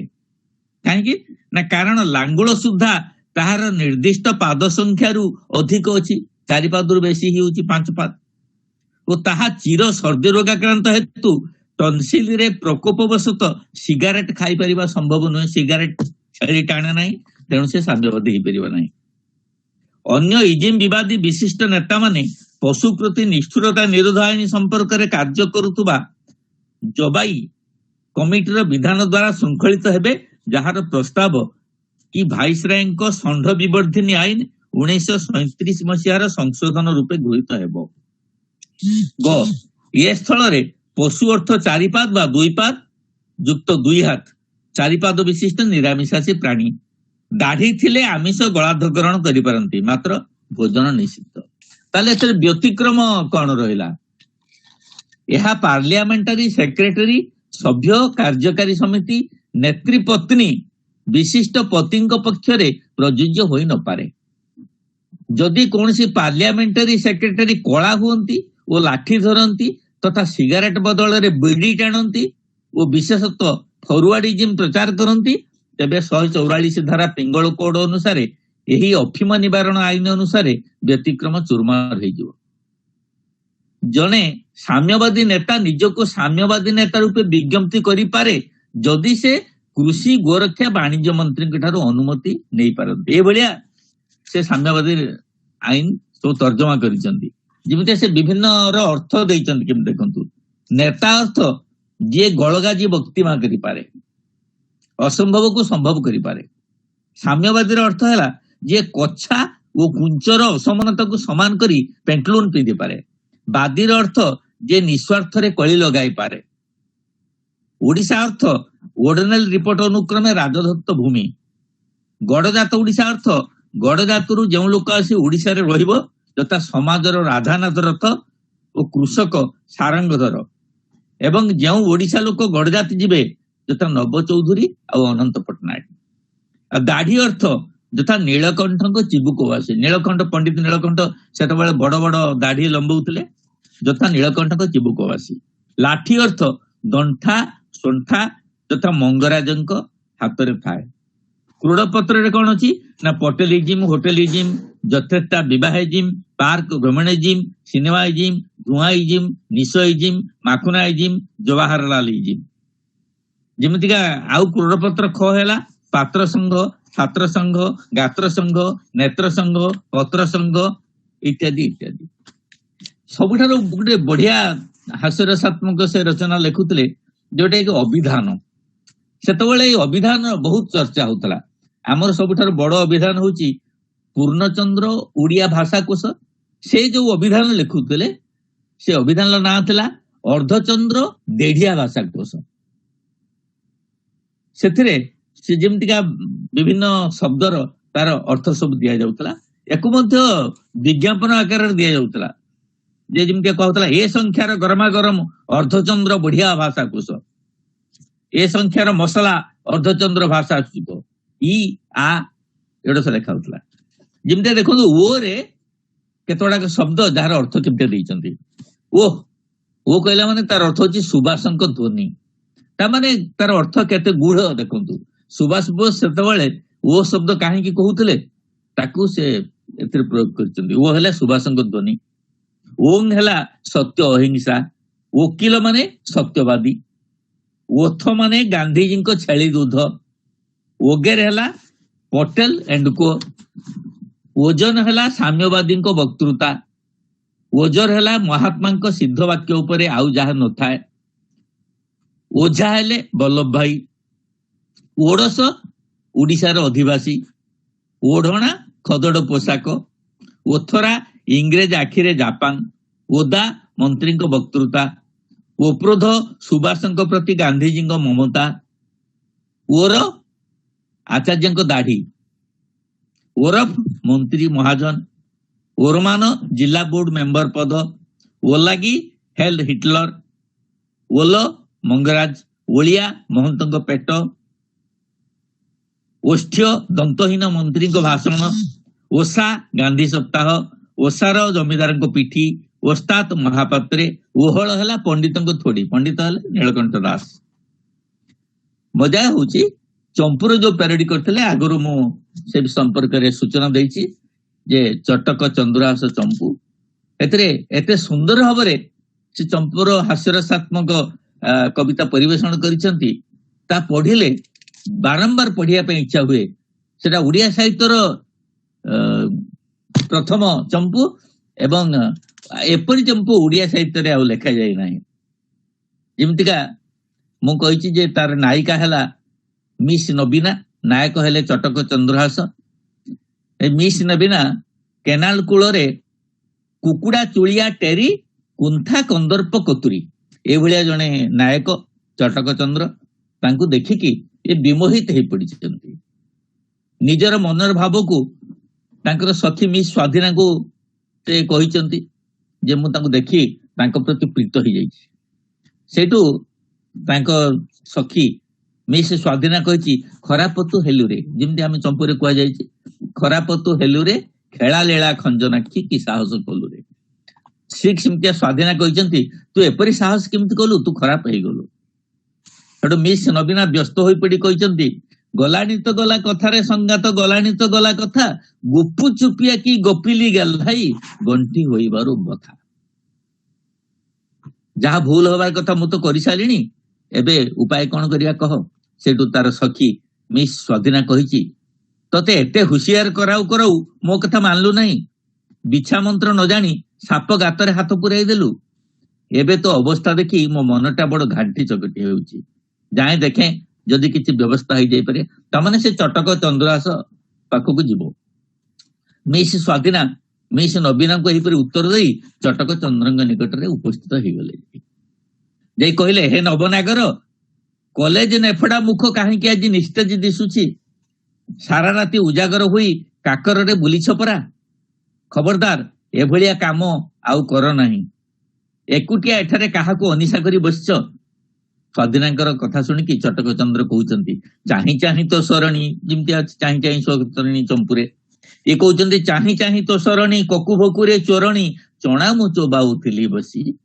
चरणे चुपुली चटी चक्षुरे चषमा आंटी चटकरे चाहि देलु हसिरे चिला आखी टिंगुडी सुखुआर चटुणी चिपुडी पियाज जीरा पानी चौलाए चल्हा देई चिमुटे लुण पकाई चखाइलु पखाळ तोराणी रे सेटु मो देह सकाशे तुम एते जे व्यस्त होउछ तार कोनसे कारण नाही सबुदिने मो प्रति एमिति सुदया रखिथिबो एटु स्वाधीनता को कहउचंती छळ बाहिनी सहे छाड़ साहस हे मु सब कथा जाने सरला नवबाळा मानकु दहगंजरे पकाई भल मणिष पुनिया देखाई होउछ विकल हेके कहउचंती जानिछि एतिके मात्र आरे सखी जहा इच्छा हेबे ताहा कर जोर जोर परी लागुछि तपरी जल्दी करी कपे चाहा कर तुमठारे किछि कथा लुचेबी नाही ଦିନେ ସନ୍ଧ୍ୟା ବେଳେ ବାଇସ୍କୁପ ଭବନ ଆଗରେ ମୋଟର ଗାଡିରେ ବସିଥିବା କୌଣସି ବାଳାର ଛଟକ ଓ ଫ୍ୟାସନ ଚାତୁରୀ ଦେଖିଲା ଦିନରୁ ମୋ ଦେହଟା ଏପରି ହେଉଛି। ତୁମେ ଯଦି ଗୁଣିଆ ହୋଇ ଝାଡଫୁଙ୍କ ନ କରିବ ତେବେ ମୋର ଆଉ କିଛି ଉପାୟ ନାହିଁ। ସ୍ୱାଧୀନା ସେଠୁ କହୁଛନ୍ତି, ତୁମେ ବୃଥାଟାରେ ତୁଳା ପଟରେ ମୁଣ୍ଡ କଚାଡି ହେଉଛ ସିନା, ସେ ଯେଉଁଭଳି ଜବର ଟୋକି ଆମ ପରି ଲୋକ କଣ ତାଙ୍କୁ ମଙ୍ଗାଇ ପାରିବ? ସେଠୁ ଚଟକ ଚନ୍ଦ୍ର କହୁଛନ୍ତି, ନାଉରୀ ନହିଲେ ତୋହି ନିହାତି ଜାଣିଥା ସହି ନଡ ବଡ ହୋଇଯିବ ନାହା। ମୁଁ ଜବାବ ଦେଉଛି, ତୁ ଯାହା କହିବୁ ତାହା କରିବି। ସ୍ୱାଧୀନା କହିଲେ, ସେ ତ ବେପରବା ଆଧୁନିକା କିଶୋରୀ, ତାକୁ ହାଟ ବଜାରରେ କିଏ ବା ଦେଖୁନାହିଁ? ଥରେ ମାତ୍ର ଦେଖି ତୁମ ବୁକୁରେ କାହିଁକି କାମ ବାଣ ବିନ୍ଧି ହୋଇଗଲା? ସେ ଚଟକ ଚନ୍ଦ୍ର ରାଗି ଯାଇ କହୁଛନ୍ତି, ଠିଆ ହୋଇ ମୋହ ପାଇଁ ଠାରିଦେଲେ ଠଉରାଇ ଠୁଳେ ପୁଣ୍ୟ ଯିବ ନାହିଁ ପଚିତରେ। ଠେକୁଆ ସରିକି ମତେ ଠକି ବୁକି ଯେବେ ସତେ ଠେଙ୍ଗାରେ ଠୁଙ୍କାଇ ଦେବି କାଞ୍ଚିତରେ। ଚଟକ ଚନ୍ଦ୍ରଙ୍କ କଥା ଶୁଣି ସ୍ୱାଧୀନା ବି ଫଁ ଫଁ ଗର୍ଜି ଉଠି କହିଲା, ଡର ନାହିଁ କି ହେ ପର ତରଣୀ ହରଣୁ, ଡାକି ହାକି କରି ଡକାଇତ ପରି ଧରି ନେବ ଘର କୋଣୁ। ଚଟକ ଚନ୍ଦ୍ର ବି ଡରିଯିବାର ଲୋକ ନୁହନ୍ତି। ଲୁଗା ସମଟି ହେଇ ହଉ କହିଲେ, ଥପାଳି ଗଣ୍ଡାଏ ଦୁଇ ପିଠିରେ ଦେଲେଟି ଥୋଇ ଢମ ଯିବ ଥଣ୍ଡା ହୋଇ ଗରମଟା ଜରିକିରେ। ଚଟକ ଚନ୍ଦ୍ରଙ୍କୁ ଲୁଗା ସମଟିବାର ଦେଖି ସ୍ୱାଧୀନା ପାଣି ହୋଇଗଲା। କହିଲା, ମୁଁ ତୁମ ସହିତ ଗେଲ ହେଉଥିଲି, ତୁମେ ତାହା ବୁଝି ନ ପାରି ବୋକା ବନିଗଲ। ଏବେ ସ୍ଥିର ହୁଅ, ମୁଁ ଯେପରି ହଉ ତୁମର ମନୋବାଞ୍ଛା ପୂରଣ କରିବି। ମିସ୍ ସ୍ୱାଧୀନା ତାପରେ ମିସ୍ ନବୀନାଙ୍କ ପାଖରେ ପହଞ୍ଚିଲା। କହୁଛି, ତୋକେ ନେଇ ତରକା ଟୋକା ମମରଜି କସିଲାରେ, ତିଳେ ହେଲେ କାନେ ତାର ମୋରଜି ନ ପଶିଲାରେ। ଏହା ଶୁଣିଲା ପୁଣି ନବୀନା ସ୍ୱାଧୀନାଙ୍କ କୋଳରେ ଢଳି ପଡିଲେ। କହିଲେ, ସଖୀ, ତୋ କଥା ଶୁଣି ମୋର ମରିବାକୁ ଇଚ୍ଛା ହଉଛି। ଯଦି ବଞ୍ଚି ରହିଲେ ମୋର ଆଶା ପୂରଣ ହେବ, ତେବେ ମୁଁ ମୂର୍ଚ୍ଛା ଗଲେ ମୋ ମୁଣ୍ଡରେ ୟୁନିକଲୋନି ଓ 281 ଢାଳିବୁ, ନାକରେ ସ୍ମେଲିଂ ସଲ୍ଟ ଶୁଙ୍ଗାଇବୁ ଓ କିଛି ନହେଲେ ବ୍ରାଣ୍ଡି ଟିକେ ଟିକେ ଖୁଆଇବୁ। ତହିଁରେ ସୋଡା ଟିକେ ମିଶିବାକୁ ଭୁଲେଇବୁ ନାହିଁ। ନବୀନାଙ୍କର କାକତି ଶୁଣି ସ୍ୱାଧୀନା କହିଲେ, ତୋ ସଙ୍ଗରେ ଟିକେ ଗେଲ ହେଉଥିଲି, କାମଟା ବିଲକୁଲ ଫୟସଲା କରି ଆସିଛି। ନବୀନା ସେଠୁ ହୃଷ୍ଟ ହୋଇ କହିଲେ, ଧୀରାରେ କି ଧନ ତୁ ନଦେଲୁ ଆଜ, ଧରାପାରା କଲେ କି ସେ ଧିଟରାଜ। ତାପରେ ସ୍ୱାଧୀନା କହୁଛି, ଲୋକଟା ବଡ ଧଡିବାଜ, ମୋ ବିଚାରରେ ଗୋଡ ପୁରାଇବା ଉଚିତ ନୁହେଁ। ସେତେବେଳେ ନବୀନାଙ୍କର ଉତ୍ଫୁଲ୍ଲ ଆନନ୍ଦ ମଉଳିଗଲା। ପୁଣି ସ୍ୱାଧୀନା ଆସ୍ୱାଦନା ଦେଲା। ଦୁହେଁ ହାତ ଧରା ଧରି ହୋଇ ବାହାରିଲେ। ତା ପାଖକୁ ଗଲେ ଚଟକ ଚନ୍ଦ୍ର ପାଖକୁ। ଗୋଟିଏ ଗୋଳି ନିକଟରେ ଚଟକ ଚନ୍ଦ୍ରଙ୍କୁ ଦେଖେଇ ଦେଇ ସ୍ୱାଧୀନା କହିଲା, ଭଙ୍ଗୀ ଚାହା ଭୁଣ୍ଡା ଭୁଆ ଭ୍ରୁଭଙ୍ଗୀ ଭଙ୍ଗର ଜୀବସଙ୍ଗୀ। ନବୀନାଙ୍କୁ ସେଇଠି ଛାଡି ଦେଇ ସ୍ୱାଧୀନା ଚାଲିଗଲା। ମଶକ ମାନେ ଗୀତ ଆରମ୍ଭ କଲେ। ମଶା ମାନେ, ମଧୁରେ ମନ୍ଦ ମନ୍ଦ ହୋଇ ଗନ୍ଧବହ ପ୍ରସରିଲା ଆନନ୍ଦେ ନର୍ଦ୍ଦମା ସୀମାରେ, ଇତ୍ୟାଦି ଇତ୍ୟାଦି। ସେଠି ଟାଣି ସାରି ଫିଙ୍ଗି ଦେଇଥିବା ସିଗାରେଟ ଖଣ୍ଡ ପରି, ପିଇ ସାରି ଭୁଇଁରେ ଗୋଡୁଥିବା ମଦ ବୋତଲ ପରି, ଚିରି ଟିକି ଟିକି ହୋଇ ପଡିଥିବା ପ୍ରେମ ଚିଟା ଉପରି, କାମ କ୍ରୀଡାର ଭିଡା ଭିଡିରେ ପୀଡା ପାଇ ଛିଡା ହୋଇଥିବା ବିଡା ବିଜଡିତା ନବୀନାଙ୍କ କର ଧରି ଚଟକ ଚନ୍ଦ୍ର କହିଲେ, ଯଥାର୍ଥରେ ଜାଣ ମୁଁ ତୋହରରେ, ଜୋତା ତଳି ମଳି ପୋଛା ଅରଦଳି ହେବାକୁ ଅଳି ମୋହରରେ। ସେଠୁ ରାତି ପାଇଗଲା, ସକାଳ ହେଇଗଲା। ସେଠୁ ସ୍ୱାଧୀନା ଉହାରରେ ଥାଇକି ନବୀନାଙ୍କୁ ଡାକିଲା। କେଳି କସରତ କରି କ୍ଳାନ୍ତ ନବୀନା ଝାଡି ଝୁଡି ହୋଇ ଉଠି ଲଜ୍ଜା ଭୟ ବିମିଶ୍ରିତ କଣ୍ଠରେ ଚଟକ ଚନ୍ଦ୍ରଙ୍କୁ କହିଲେ, ଲୁଚାଇଛ କାହିଁ ବନ୍ଧୁରେ ଦିଅ ମୋ ଲାଗି ଶାଢୀ, ଲଙ୍ଗଳା ହୋଇଣ ମାଡୁଛି ଲାଜ, ଲଭ କରିବାର ଏକି ମୌଜ। ନବୀନା ଗଳିରୁ ବାହାରିବା ପରେ ସଖୀ ମାନେ ପରିହାସରେ କହିଲେ, ରେ ଲିଲି ପୁଷ୍ପ କମଳାଙ୍ଗୀ, ତୁ ତ ଗଦି ଦିଆ ସ୍ପ୍ରିଙ୍ଗ କାଉଚରେ ଶୋଇବାକୁ କଷ୍ଟ ଅନୁଭବ କରୁ, ଆଜି ଏ ମାଟି ଉପରେ ଗଡାପଡା ତଡା ଭେଳା କେମନ୍ତେ ସହିଲୁ। ଏଠୁ ଚଟକ ଚନ୍ଦ୍ରଙ୍କର ସଖା ମାଷ୍ଟର ମଙ୍ଗୁ ସେ ଉପସ୍ଥିତ ହେଲେ। କହିଲେ, ସଂକୁଳ ଶାର୍ଦୁଳ ଶୟନ ନହିବାର ସର୍ବରୀ ଯାକ, ସୁସୁକା ଦିଶୁଛି ତ ବଡ ଶ୍ରୀମୁଖଟା ହେଲା ସ ଗୀତ। ତାପରେ ଦନ୍ତେଶ ଗୀତ, ସମୀରେ ଆସଇ ଭାସି ସେଣ୍ଟର ସୁବାସ, ଶୁଙ୍ଗିଲା ମାତ୍ରେ କାହିଁକି ମାଡୁଛି ତ କାଶ, ସଜ ହୋଇଛନ୍ତି ଜାଣି ସାଉଁଳି ଅଛନ୍ତି ଟେରି ମାରି ତେଲ ପାଣି। ସମସ୍ତେ ଏକଜୁଟ ହୋଇ ନିଜ ନିଜ ମଧ୍ୟରେ ଆଳପ ଆଲୋଚନା କରିଛନ୍ତି। ଆଉ ଶେଷରେ କବି କହୁଛନ୍ତି, କ୍ଷମତାକୁ ବଳି ଏଥି ବଳାଇଲି ଚିତ୍ତ, ଅନୁପରି ଅନୁସରି କବି ସୂର୍ଯ୍ୟ ଗୀତ, ଆଶା ପୋଷିଲେ ମନେ ରସାଇବାକୁ ଜନେ, ଭାଷା ନାହିଁ ବଦନେ ଶଶା ତୁଲେ ଆପନେ, ହସ୍ତା ହେବି ଭୁବନେ ମଶାମଣି ଏ ଦିନେ, କ୍ଷମା କରୁଣା ଗୁଣେ ସୁଧି ସୁଜନେ। ତାଙ୍କର ସବୁଠାରୁ ବଡ ଜିନିଷ ହେଲା ଯୋଉଟା ଗୀତ, ବିଭିନ୍ନ ଗୀତର ପ୍ୟାରୋଡି। ମୁଁ ଏଇ ଗୀତର ପ୍ୟାରୋଡି କହି ମୋର ବକ୍ତବ୍ୟ ଶେଷ କରିବି। କାହିଁକିନା ମୂଳର ଯୋଉ ଗୀତ ଗୁଡାକ ଅଛି ଆମର ବହୁତ ଚାରିଆଡେ ଯୋଉ ଗୀତ ଗୁଡାକ ଲୋକମାନେ ସବୁ ଜାଣିଛନ୍ତି ସେଇଭଳିଆ ଗୀତକୁ ସବୁ ସେ ପ୍ୟାରୋଡି କରିଛନ୍ତି। ଯେମିତିକା ଆମର ଗୀତ ଅଛି, ପଥ ଛାଡିଦେ ମୁଁ ଯିବି ଫୁଲ ତୁଳିଆ ବନମାଳି, ତାକୁ ପ୍ୟାରୋଡି କରିକି କହିଛନ୍ତି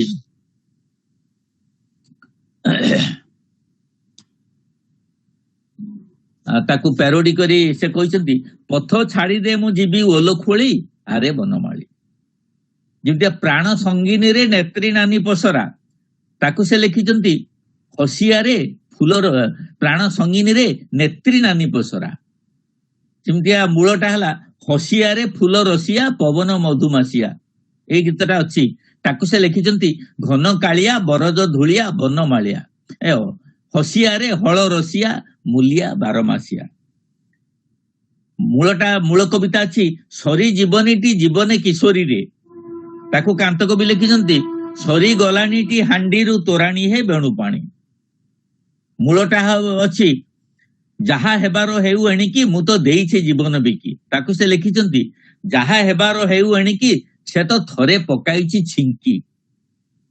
ବା ଯେମିତିଆ ରେ ମୁରଲି ତୋରେ ଶରଣ ଗଲି, ତାକୁ ସେ ଲେଖିଛନ୍ତି ରେ ପୁଲିସ ତୋତେ କହିବି କିସ ଦିନେ ନ ଦେଖା ତ ହୁରୁଡା ନିଶ। ବା ମୂଳରେ ଅଛି ଲାଖି ରହିଲା ଆଖି ସଖୀ ଶିଖି ଚୂଳରେ, ସେ ଲେଖିଛନ୍ତି ଲାଖି ରହିଲା ଆଖି ରାମ ପକ୍ଷୀ ଚୂଳରେ, ରାମ ପକ୍ଷୀ ହେଲା କୁକୁଡା। ରାଖି ରହିଲା ଆଖି ରାମ ପକ୍ଷୀ ଚୂଳରେ ଦେଖିକା ଜିଭରୁ ନଗଡିବ ଲାଳରେ। ବା ଯେମିତିକା ତୋଲାଗି ଗୋପଦାଣ୍ଡ ମନାରେ କାଳିଆ ସୁନା, ତାକୁ ସେ ରଖିଛନ୍ତି ତୋଲାଗି ଅଦା ପଦା ମୁଦାରେ କାଳିଆ ବୋଦା। ବା ଯେମିତିକା ମୂଳ କବିତା ଅଛି ସଖୀରେ ଆଜ ଦେଖିଲି ବନମାଳିକି, ସେ ଲେଖିଛନ୍ତି ସଖୀରେ ଆଜ ଦେଖିଲି ବନା ଦାସକୁ ଆଣ୍ଠୁ ପରେ ଟେକି ଦେଇ ବାସକୁ ଘଷୁଥିଲା ନାଶକୁ। ମୂଳ ରଚନା ହେଲା ରଚିଛି ଏ ମଧୁସଜ୍ଜା ଚିର ବାଞ୍ଛିତ ଆହେ ବାଞ୍ଛିତ, ଅତି ଚମତ୍କାର ହାସ୍ୟ କବିତାଟା। ପ୍ରେୟସୀର ପ୍ରେମ କଜିଆ ଚିର ବାଞ୍ଛିତ ମୋର ବାଞ୍ଛିତ, ଟିକେ ଉଣା ହେଲେ ପେଟ ହୁଏ ଖାଞ୍ଚି ତୋଳି ପେଟ ଧରେ ଖାଞ୍ଚିତ। ୟା ପରେ ମଧ୍ୟ ଆହୁରି ବହୁତ ସେ କବିତା ଲେଖିଛନ୍ତି। କଂଗ୍ରେସ ଉପରେ ଲେଖନ୍ତି, କଂଗ୍ରେସକୁ ନେଇକି କଂଗ୍ରେସ ଛାଡ଼ିଣ ଗାଦି ଗଲେ କାଶୀ ବାସ କାନ ମୁଣ୍ଡ କୁଣ୍ଡେଇଲେ ବିଶ୍ୱନାଥ ଦାସ। କି କେତେ ହେଲେ ବିଳି ବିଳି କନିକା କୁନ୍ଥାଇ ହେଲେ କବାଟକୁ କିଳି। 1946 ଚଉତିଶା, 1936 ଚଉତିଶା, 1942 ଚଉତିଶା, ଅତି ଚମତ୍କାର କବିତା। କାନ୍ତ କବିଙ୍କର ଯେଉଁ କବିତା ଆପଣ ଦେଖିବେ ଭଲ କବିତା ଦେଖିଥିଲେ ମଧ୍ୟ ତା ଭିତରେ ଆପଣ ହାସ୍ୟରସକୁ ନିଶ୍ଚିତ ଭାବରେ ଖୋଜି ପାଇପାରିବେ। ଓଡ଼ିଶାର ହାସ୍ୟ ଜଗତକୁ କାନ୍ତ କବି ପ୍ରଥମ ଭାବରେ ସମୃଦ୍ଧ କରିଛନ୍ତି। କାନ୍ତ ଫକୀରମୋହନ ଯୋଉ ହାସ୍ୟରସକୁ ମାନେ ଓଡ଼ିଆ ସାହିତ୍ୟରେ ଯୋଉ ହାସ୍ୟରସକୁ ଉନ୍ନତି ପ୍ରଥମ ନେଇଥିଲେ, କାନ୍ତ କବି ସେଇ ହାସ୍ୟରସକୁ ଏକାନ୍ତ ଭାବରେ ଉପରକୁ ନେଇ ଯାଇଛନ୍ତି, ହାସ୍ୟରସକୁ ସମୃଦ୍ଧ କରିଛନ୍ତି। ଓଡ଼ିଆ ସାହିତ୍ୟରେ ହାସ୍ୟରସକୁ ଜୀବନ୍ତ କରିଛନ୍ତି କାନ୍ତ କବି। ତେଣୁ କାନ୍ତ କବିଙ୍କର ହାସ୍ୟରସ ଆମ ଓଡ଼ିଆ ସାହିତ୍ୟ ପାଇଁ ନିତାନ୍ତ ଉପଯୋଗୀ ଏବଂ ଓଡ଼ିଆ ସାହିତ୍ୟରେ ତାଙ୍କର ହାସ୍ୟରସକୁ ସର୍ବଦା ଗୃହୀତ କରାଯାଇଥାଏ, ଗ୍ରହଣ କରାଯାଇଥାଏ, ହାସ୍ୟରସକୁ ଉନ୍ନତ ବୋଲି ଗ୍ରହଣ କରାଯାଇଥାଏ। ମତେ ଆପଣ ମାନେ ଆଜି କିଛି କହିବାର ସୁଯୋଗ ଦେଇଛନ୍ତି ଏବଂ ମୋର ଗୁରୁ କାନ୍ତ କବି ଲକ୍ଷ୍ମୀକାନ୍ତ ମହାପାତ୍ରଙ୍କ ସମ୍ପର୍କରେ କିଛି ବକ୍ତବ୍ୟ ଦେବା ପାଇଁ ସୁଯୋଗ ଦେଇଛନ୍ତି, ସେଥିପାଇଁ ମୁଁ ଆପଣ ମାନଙ୍କ ଠାରୁ କୃତଜ୍ଞ। ମୋର ବକ୍ତବ୍ୟ ଏଇଠି ମୁଁ ରଖୁଛି। ଆମେ ଆପଣଙ୍କ ପାଖରେ ଋଣୀ। ଚମତ୍କାର ଉପସ୍ଥାପନା। କାହାରି ଆଖିରୁ ଲୋହ ଝରାଇବା ବହୁତ ସହଜ, କିନ୍ତୁ କାହାର ଓଠରେ ହସ ଫୁଟେଇବା ବହୁତ ବହୁତ କଷ୍ଟସାଧ୍ୟ। ଯେତିକି ରସ ଅଛି ସବୁ ରସ ଠାରୁ ଯଦି କଷ୍ଟକର ରସ ଯଦି କୋଉଟା ହୋଇଥାଏ ସେଟା ହେଲା ହାସ୍ୟ ରସ। ବୀର ରସ, କରୁଣ ରସ, ବାତ୍ସଲ୍ୟ ରସ, ସବୁ ରସ, ଶୃଙ୍ଗାର ରସ, ସବୁ ରସକୁ ନେଇକିରି ଆପଣ ପ୍ରବନ୍ଧ ଭିତରେ ହାସ୍ୟ ରସର ଯୋଉ ଚେତନା, ହାସ୍ୟ ଚେତନା ବୋଲି ତାକୁ କୁହାଯାଏ, ହାସ୍ୟ ଚେତନାକୁ ଯୋଉ ପରିସ୍ଫୁଟନ କରିଛନ୍ତି ଏବଂ ଆପଣଙ୍କର ଯୋଉ ଉପସ୍ଥାପନା ଆମ ସମସ୍ତଙ୍କ ପାଇଁ ନିହାତି ପ୍ରେରଣାର ଉତ୍ସ ଏବଂ ଆମର ଏଇ ଦିଗଟାକୁ ଆମେ ଏପର୍ଯ୍ୟନ୍ତ ଆଲୋଚନାର ମାଧ୍ୟମକୁ ଆଣି ନଥିଲୁ। ତେଣୁ ଏଇ ଦିଗଟା ଉପରେ ମଧ୍ୟ ଆପଣ ଯୋଉ ଆଲୋଚନା କଲେ ସେଥିଲାଗି ଆମେ ଆପଣଙ୍କ ପାଖରେ କୃତଜ୍ଞ। ଆଉ ମୁଁ ବୁଦ୍ଧେଶ୍ୱର ସାର୍ଙ୍କୁ ଏବେ ଅନୁରୋଧ କରିବି ସେ ଏ ସମ୍ପର୍କରେ ଟିକେ କହିବା ଲାଗି ଚାହିଁବେ। ଆମର ଅକ୍ଷୟ ସାର୍ ଅଛନ୍ତି, ଅକ୍ଷୟ ସାର୍ ଦୀପକ ପ୍ରତିସ୍ପନ୍ଦ ଦିଅନ୍ତୁ, ତାପରେ କହିବେ ଅକ୍ଷୟ ସାର୍। ୟା ପରେ ମୁଁ କହିବି ତାଙ୍କୁ। ଅକ୍ଷୟ ଦାସ ଭାଇ ତ, ଅକ୍ଷୟ ଦାସକୁ ତ ଆଉ ମୁଁ କହିବି ତା ବିଷୟରେ ଟିକେ। ଏଇଠି ପଦେ ଆମେ ପରେ କାନ୍ତ କବିଙ୍କର ଗୋଟେ ଗୀତଟା ଶୁଣିବା, ଯୋଉଟା କି ତାଙ୍କର ହାସ୍ୟରସର ମୂଳ ଲକ୍ଷ୍ୟ ଯୋଉଟା ଥିଲା, ଯାହା ପାଇଁ ସେ ହାସ୍ୟରସ ଆରମ୍ଭ କରିଥିଲେ ସେଟା ତାଙ୍କ ନିଜ ସଙ୍ଗୀତରେ ଗାଇଛନ୍ତି, ତାକୁ ଆମେ ଶୁଣିବା। ଅକ୍ଷୟ ଭାଇଙ୍କୁ ମୁଁ ଅନୁରୋଧ କରୁଛି ସେ ଦୀପଦ ପ୍ରତିସ୍ପନ୍ଦ ଦେବେ।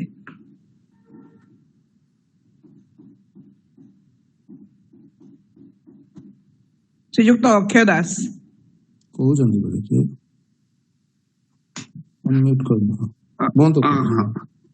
ଆଜ୍ଞା, ମୁଁ ଘରକୁ ଜଣେ ଅତିଥି ଆସିଥିଲେ ତ, ମୁଁ ସେଇ ତାଙ୍କ ସହ କଥା ହଉଥିଲି। ଉପସ୍ଥିତ ସମସ୍ତଙ୍କୁ ନମସ୍କାର।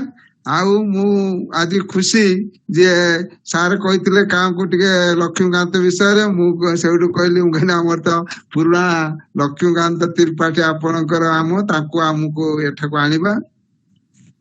ଆଉ ସାର୍ ତ ସବୁ ଲକ୍ଷ୍ମୀକାନ୍ତଙ୍କର ବ୍ୟଙ୍ଗ ସାହିତ୍ୟ ଉପରେ କହିଲେ। ଆଉ ମୁଁ ଏତିକି କହିବି, ଆମେ ପ୍ରତିବର୍ଷ ଧାମରା ସଂଘ ତରଫରୁ କାନ୍ତକବି ଲକ୍ଷ୍ମୀକାନ୍ତଙ୍କ ଜୟନ୍ତୀ ପାଳନ କରୁଛୁ। ଏ ବର୍ଷ ବି ଆସନ୍ତା 12 ତାରିଖରେ ପାଳନ କରିବୁ।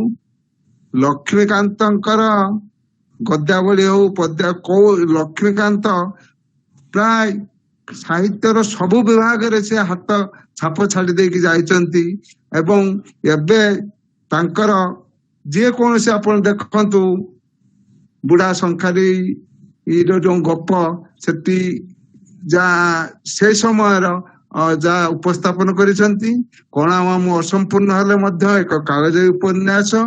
ଏବଂ ତାଙ୍କ ବ୍ୟଙ୍ଗ ଭିତରେ ସେ ସମୟରେ ସାର୍ ଯୋଉ ଲକ୍ଷ୍ମୀକାନ୍ତ ସାର୍ ସବୁ କହିଗଲେ, ସେ ସମୟରେ ଯାହା ନାଁ ସବୁ ଦିଆହେଇଛି, ସେତେବେଳେ ଯୋଉ ରାଜନେତାଙ୍କର, ଜମିଦାରଙ୍କର ଏବଂ ଯୋଉମାନେ ବ୍ରିଟିଶ ସରକାର ତୋଷାମଦକାର ଥିଲେ, ତାଙ୍କୁ କୋଉ ଭଳିଆ ସେ ଉପସ୍ଥାପନ କରିଛନ୍ତି। ସେ କେବେ ସତ୍ୟତା ଅବଲମ୍ବନ କରି ସ୍ପଷ୍ଟବାଦିତା କରିଛନ୍ତି। ଏବଂ ଶେଷରେ ସିଏ ଯଦିଓ ତାଙ୍କର ପଦ୍ୟ ଗୁଡିକ ନୈରାଶ୍ୟବାଦ ଦେଖାଯାଏ, କିନ୍ତୁ ସେ ନୈରାଶ୍ୟବାଦୀ ନଥିଲେ, ସବୁ ବହୁତ ଆଶାବାଦୀ ଥିଲେ। ଏବଂ ସେଇ ସମୟରେ ତାଙ୍କର ଦେଶାତ୍ମକ ବୋଧ ପ୍ରବନ୍ଧ ଗୁଡିକୁ ଆମର ଯାହା ଉତ୍କଳ ସମ୍ମିଳନୀ, ତ ପ୍ରଥମେ ଉତ୍କଳ ସମ୍ମିଳନୀରେ ଗାନ କରାହେଇଥିଲା 1912 ମସିହା ବାଲେଶ୍ୱର ଅଧିବେଶନରେ। ଭଦ୍ରକରେ ଗୋଟିଏ ଆପଣଙ୍କର କଂଗ୍ରେସ ସମ୍ମିଳନୀରେ ବି ସିଏ ପଦ୍ୟ ଗାନ କରିଥିଲେ। ଏବଂ ସେଇ ସମୟରେ ମଧୁବାବୁ ଆସିକି ତାଙ୍କ ପିଠିରେ ହାତ ମାରି ଦେଇକି କହିଥିଲେ, ଛେଲେର ମତନ ଛେଲେ। ଏବଂ ଗୋପବନ୍ଧୁ ତ ବହୁତ ପ୍ରଶଂସା କରିଥିଲେ। ଆଉ କାନ୍ତ କବିଙ୍କର ଗୋଟିଏ ଗୋଟିଏ ଦିଗକୁ, ନାଟକ କଥା ତ ସାର୍ ସବୁ କହିଲେ, ନାଟକର ଗୋଟିଏ ଗୋଟିଏକୁ ଆଲୋଚନା କରିବାକୁ ଦିନ ସରିଯିବ ପଛେ ତାଙ୍କର ନାହିଁ। ବର୍ତ୍ତମାନ ତାଙ୍କର ସାରସ୍ୱତ ସାଧନା ବିଷୟରେ ଯଦି ଆମେ ଅଧ୍ୟୟନ ଏପର୍ଯ୍ୟନ୍ତ ଭଲ, ତାଙ୍କର ବିଷୟରେ ଆମର ତଥାକଥିତ ସାହିତ୍ୟିକ ହଉ, ଗବେଷକ ହଉ ଭଲ ଭାବରେ ଅଧ୍ୟୟନ କରିନାହାନ୍ତି। ବର୍ତ୍ତମାନ ତାଙ୍କର ସାହିତ୍ୟକୁ ଆହୁରି ବ୍ୟାପକ କରିବା ପାଇଁ ଆବଶ୍ୟକ ଅଛି।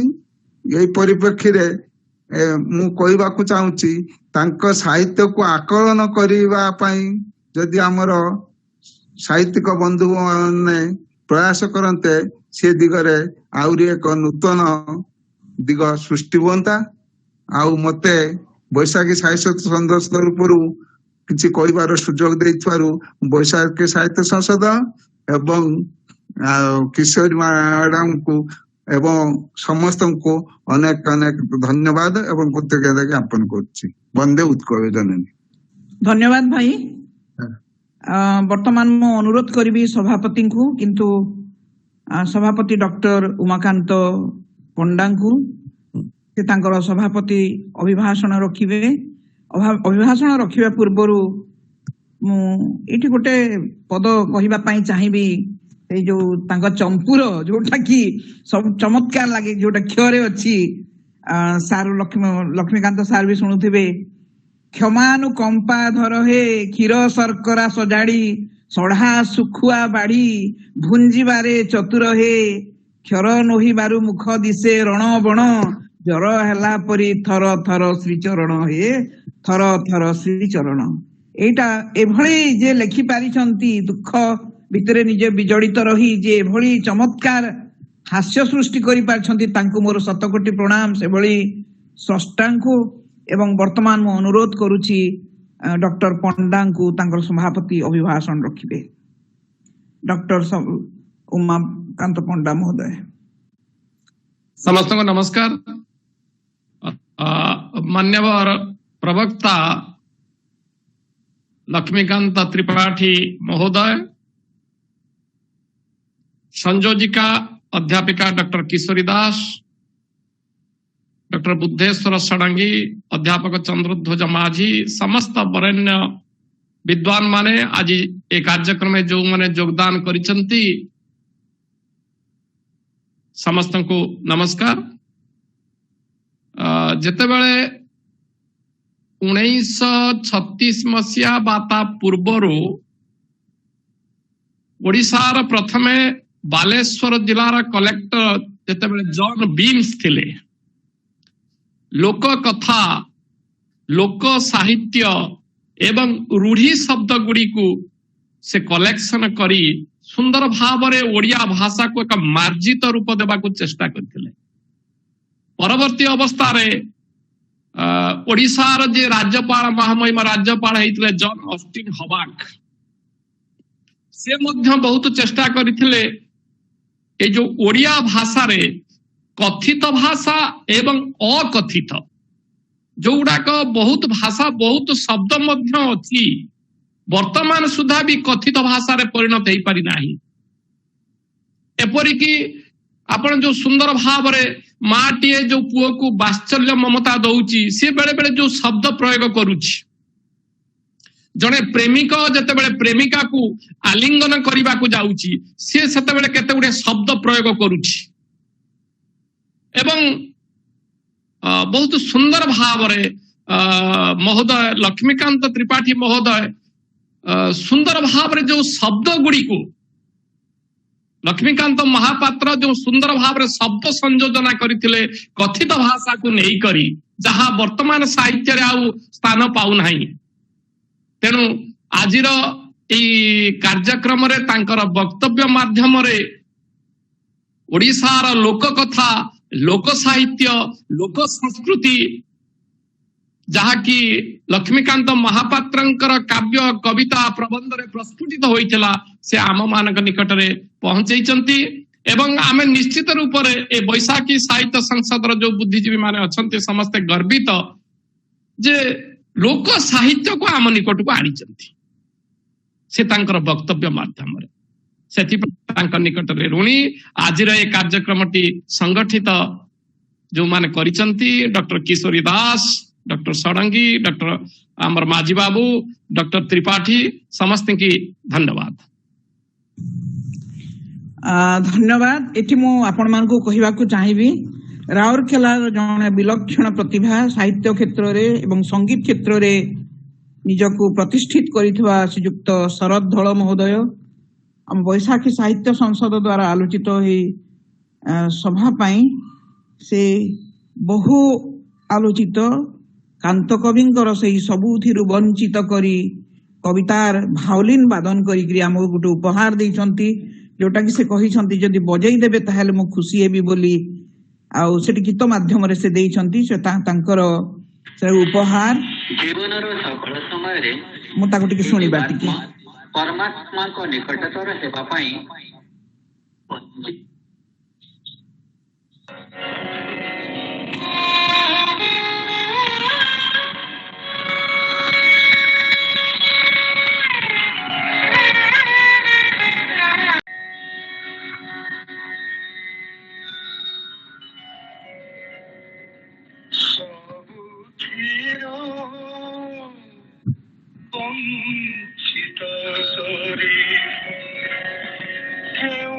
ସଦାନା ବୁଡ଼ାଇବ ହେ ସବୁଥିରୁ ବଞ୍ଚିତ କରି ଯାହା ଦେଇଥିଲ ସବୁ ତଳେ ରହି ଯାହା ଦେଇଥିଲ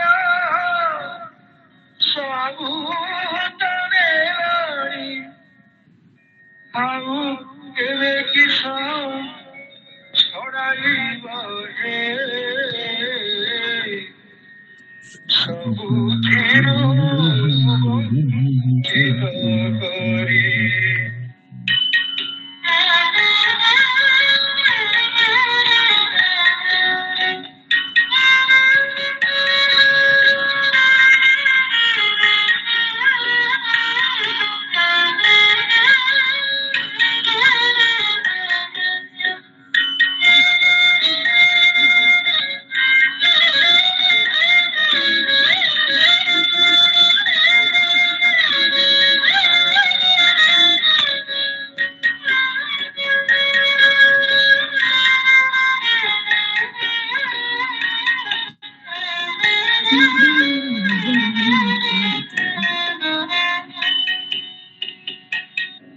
ଠକି ଠକି ଥରକୁ ଥର ବୁଝିଲିଣି ତୁମ ଚାକର ଠକି ଠକି ଥରକୁ ଥର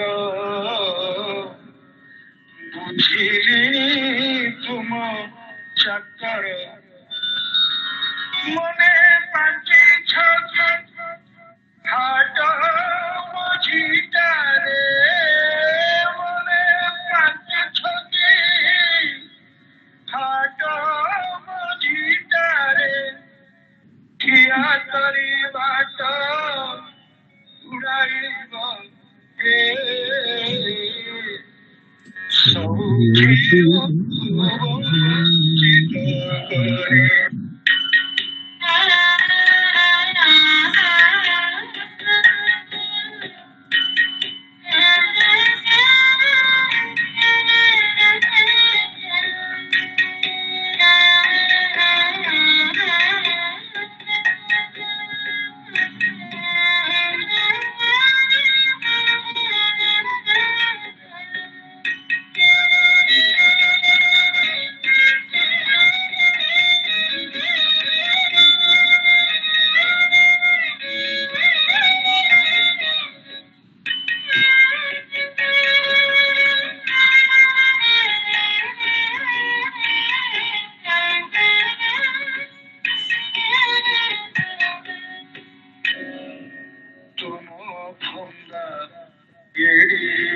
ବୋଲି ସବୁ ଧନ୍ଦା ଦେଇଛି ଠେଲି ତୁମ ଧନ୍ଦା ଏଡି ବୋଲି ମୁଁ ସବୁ ଧନ୍ଦା ଦେଇଛି ଠେଲି ଚାରି ଦୌଡ଼ିଲେ କାଟି ସାରିଲେଣି ଚାରି ଦୌଡ଼ିଲେ କାଟି ସାରିଲେଣି ଆଉ କିସ ଖାନ୍ଦେ ଚଢ଼ାଇବ ହେ ସବୁଥିରୁ ବଞ୍ଚିତ କରି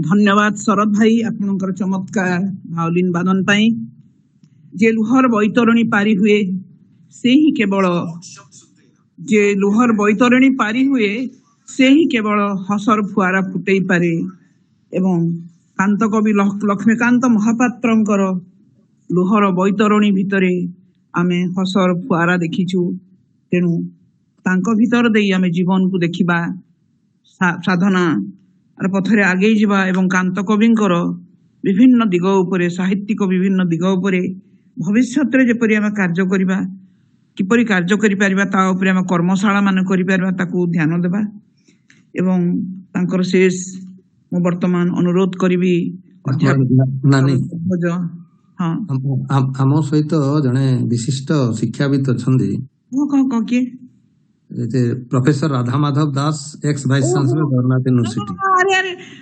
प्रणाम सर मु आपनकु मोर भूमिष्ठ प्रणाम जणाउछि एवं आपनकर मो अनुरोध करूछि हमकु दीपद कहिबा पई अनुरोध करूछि आपनकु। सर सर दीपद आशीर्वाद बाणी। नमस्कार नमस्कार प्रकृत विलंबरे देखिली मात्र 4-5 मिनिट है आपनकर उमाकांत बाबू जो धन्यवाद अर्पण करुले जो गीत केवल शुणिली पूर्व मु पूरा किसी जानी नहीं। लक्ष्मीकांत बाबू मोर भर सहाध्यायी थे सतीर्थ आउर साहित्य प्रेम और सृजन सर्जन सत्ता से जना पड़ा। आज भल लगिला जे लक्ष्मीकांत बाबूंकर एभलिया एक चमत्कार वक्तृता निश्चय थिबो जहा मु मोर सौभाग्य नहीं सुनिबा को ना सर सुनिबे ताको YouTube रे दिया जिवो। अच्छा हां YouTube अछि YouTube रे दिया। अच्छा आगु को देखिबे निश्चित भाव रे साहित्य चर्चा तो निश्चित भाव रे हम साहित्यर छात्र तेणु लक्ष्मीकांत महापात्रंकर जो आमर उड़ीसा वंदना जो गीत से कालजयी ताको से संस्कृत रे लेखा जाइछ ना ओडिया रे लेखा जाइछ बेले बेले लागे जे से बोधे ताको ओडिया रे ही लेखि थिले किंतु सेथरे किछि सामान्य होय तो त्रुटि थाई पारे संस्कृत व्याकरण दृष्टि नले से अविकल संस्कृत मु तांकर किछि पढ़ी कणा मामू पढ़ी आगु बहुत दिन तले मोर मने नहीं निश्चित भाव ओडिशार जड़े बरपुत्र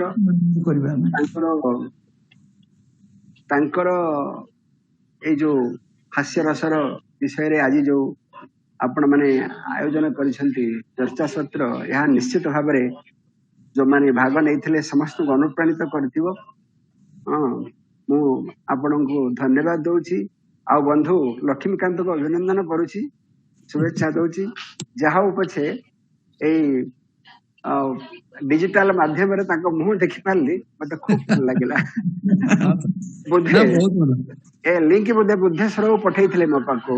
हां सर हां मु देखिली ना आपन राखले हबनी।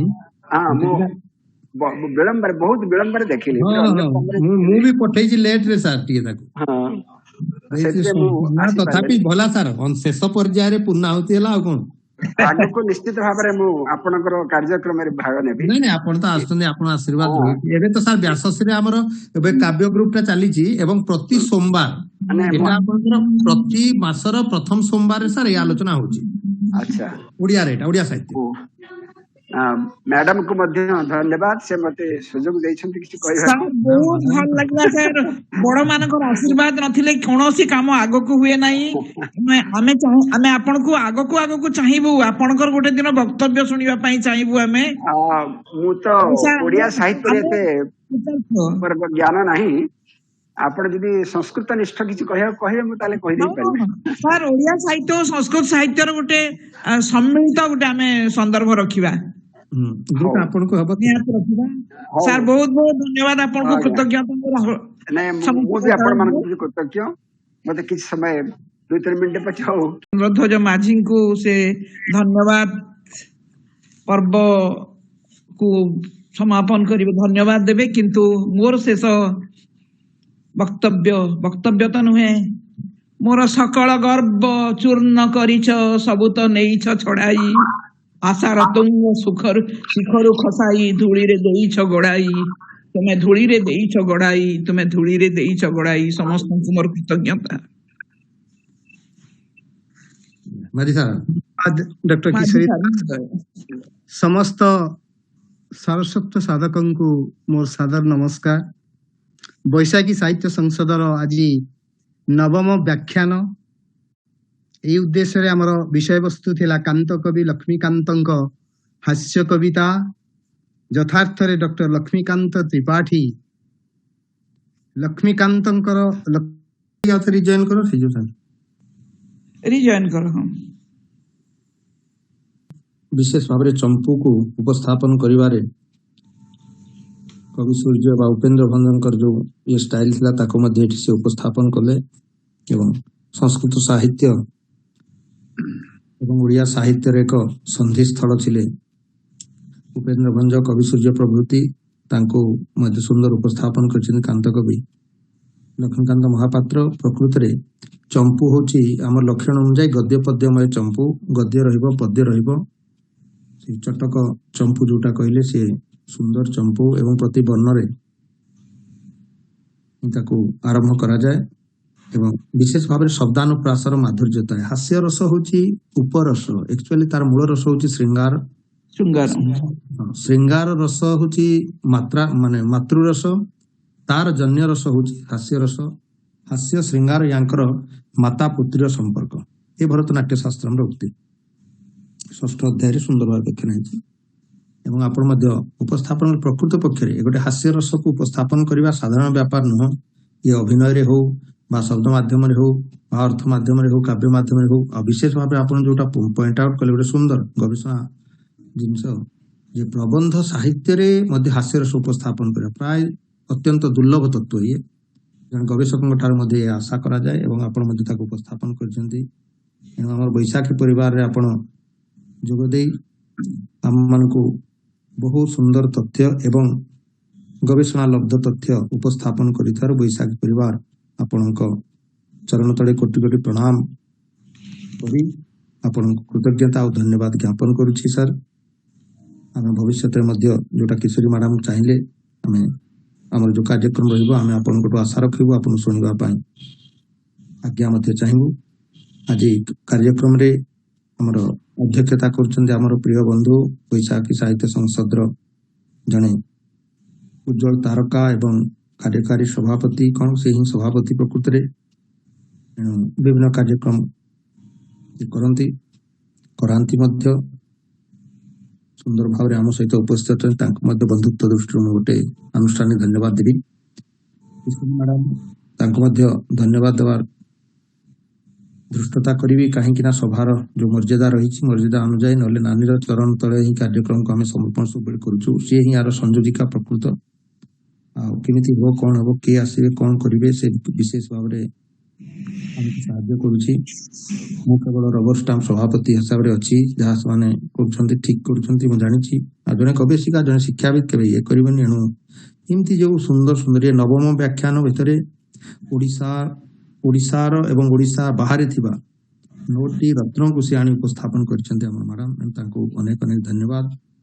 आजिर सभारे विशेष भाव लक्ष्मीकांत सारंकर सार हेबे बा बंधु हेबे हमर प्रोफेसर राधामाधव दास जड़े उच्च कोटर शिक्षाविद सी कहले काव्यर लोक कि से प्रकृति व्याकरण सुंदर व्याकरण जड़े लोक शब्दशास्त्र प्रकांड विद्वान केवल भारत रे भारत बाहर भल ना रही मुखर दीपद शुणिलु एनु से आमर गुरु प्राय जितेबले एते सहृदय जितेबले लिंक पटे जहाँ पटे से आसी आमको उपस्थापन करते एणु आम ये अवसर में प्रणाम पुरस्कार कृतज्ञता ज्ञापन करवा। अक्षय बाबू सुंदर भाव में कांत कवि लक्ष्मीकांत विभिन्न दिग उन्मोचन कर कार्यक्रम को से उपस्थापन कले आम सहित सब से जड़ित अच्छा भी धन्यवाद देवा आमर उमाशंकर तिवारी सार को धन्यवाद देवी मो माझी सार को आम संपादक सार से सब बैशाखी उन्नति लगी सरोजिनी मैडम अच्छा ये आज जन किशोरी किशोरी कुमार कर जन वरिष्ठ किशोरी मोहन कर किशोरी हाँ हाँ लवंग भाई ଲବଙ୍ଗ ଭାଇ ହଁ ତାଙ୍କୁ ମଧ୍ୟ ଆମେ ଧନ୍ୟବାଦ ଦବା। ମୁଁ ଦେଖୁଛି ବାସି ସୁନ୍ଦର ଭାବରେ ଆଉ ସୁସ୍ମିତା ମ୍ୟାଡାମ କୁ ଅନେକ ଅନେକ ଧନ୍ୟବାଦ ମୂଳରୁ ଶେଷ ପର୍ଯ୍ୟନ୍ତ। ସରୋଜିନୀ ମ୍ୟାଡାମ ଅଛନ୍ତି। ସରୋଜିନୀ ମ୍ୟାଡାମ କୁ ତ ହଁ ଏଟା ସେକେଣ୍ଡ ଟାଇମ ତାଙ୍କୁ ସରୋଜିନୀ ମ୍ୟାଡାମ କୁ ବି ଦିଆଯିବ। ଅନେକ ଅନେକ ଧନ୍ୟବାଦ ସମସ୍ତେ। ଯେତେ ଆଜି ଆମ ଭିତରେ ବହୁ ଲୋକ ଥିଲେ ସାର୍, ଆକ୍ଚୁଆଲି ତିରୁପତିର ଥିଲେ, ଦିଲ୍ଲୀର ବି ଥିଲେ, ଆମର କର୍ଣ୍ଣାଟକର ଜଣେ ବନ୍ଧୁ ଥିଲେ, କିନ୍ତୁ ସବୁ ଶ୍ରୋତା ଗୁଡିକ ହଉଛନ୍ତି ଆପଣଙ୍କର ଗବେଷକ ମାଧ୍ୟମରେ ମଧ୍ୟ ପରିପ୍ରସାର କରିବା। ଧନ୍ୟବାଦ ଦେବା ଆମର ଛାତ୍ରତୁଲ୍ୟ ବିଶ୍ୱନାଥ ମାହାତ, ଯିଏକି ଏ ସବୁକୁ ୟୁଟ୍ୟୁବ ମଧ୍ୟରେ ଦେଇ ୟୁଟ୍ୟୁବ ଦ୍ୱାରା ପ୍ରସାର କରିବା ପାଇଁ ଚେଷ୍ଟା କରୁଛି। ସବୁ ରେକର୍ଡିଂ ହେଇଛି ଏବଂ ଏହାକୁ ଦିଆଯିବ। ଆଜି ସଭା ସୁନ୍ଦର ହେଇଛି। ପୁଣି ଆମର ଏଇ ଯୋଉ ଗବେଷଣାତ୍ମକ ଚିନ୍ତାଧାରା ଓଡ଼ିଆ ସାହିତ୍ୟ ପୁଣି ଆଉ ଥରେ ଆଗେଇ ନେବା ଆଉ ଏକ ବ୍ୟାଖ୍ୟାନରେ ଆସନ୍ତା ଜାନୁଆରୀ ମାସ ପ୍ରଥମ ସୋମବାର ଆମର କିଶୋରୀ ନାନୀଙ୍କୁ ଦାୟିତ୍ୱ ଦିଆଯାଇଛି। ସେ ବିଷୟବସ୍ତୁ ଏବଂ ବକ୍ତା ଠିକ କରିବେ। ନିର୍ଦ୍ଦିଷ୍ଟ ସମୟରେ ଆପଣଙ୍କ ପାଖକୁ ଲିଙ୍କ ଭାବରେ ସବୁ ପରିବାର ଦିଅନ୍ତୁ ଆଉ ଯେତେ ପାରୁଛନ୍ତି ଯାହାକୁ ଲିଙ୍କ ପଠାନ୍ତୁ। ସମସ୍ତେ ଏହାର ଭାଗିଦାର ହୁଅନ୍ତୁ। ଆମେ ସମସ୍ତେ ଓଡ଼ିଆ ମାଟିର ओम देहो शांति अंतरिक्षम शांति पृथ्वी शांति रापः शांति ओषधय शांति वनस्पतय शांति विश्वे देवा शांति ब्रह्म शांति सर्वं शांति शांतिरेव शांति सामा शांतिरेधि। ओम शांति शांति शांति। ଆସନ୍ତୁ ସମସ୍ତେ ମିଶି ଆମେ ବୈଶାଖୀ ସାହିତ୍ୟ ପରିବାର ତରଫରୁ ବିଶ୍ୱ କଲ୍ୟାଣ ପାଇଁ ଟିକେ ମିଳିତ ପ୍ରାର୍ଥନା କରିବା। ଈଶ୍ୱରଙ୍କୁ ଜଣାଇବା ଯେ ସାରା ଭାରତ ସାରା ବିଶ୍ୱରେ ଶାନ୍ତି ପ୍ରତିଷ୍ଠା। ଆଉ ସମସ୍ତେ ଅନୁମିଟ୍ କରନ୍ତୁ। ओम सर्वे भवन्तु सुखिनः सर्वे सन्तु निरामया सर्वे भद्राणि पश्यन्तु मा कश्चित् दुःखं भवेत्। ओम शान्ति शान्ति। वंदे उत्कल जननी। समस्त प्रणाम। आम बसिवा आसंता जानुआरी मास प्रथम सोमवार।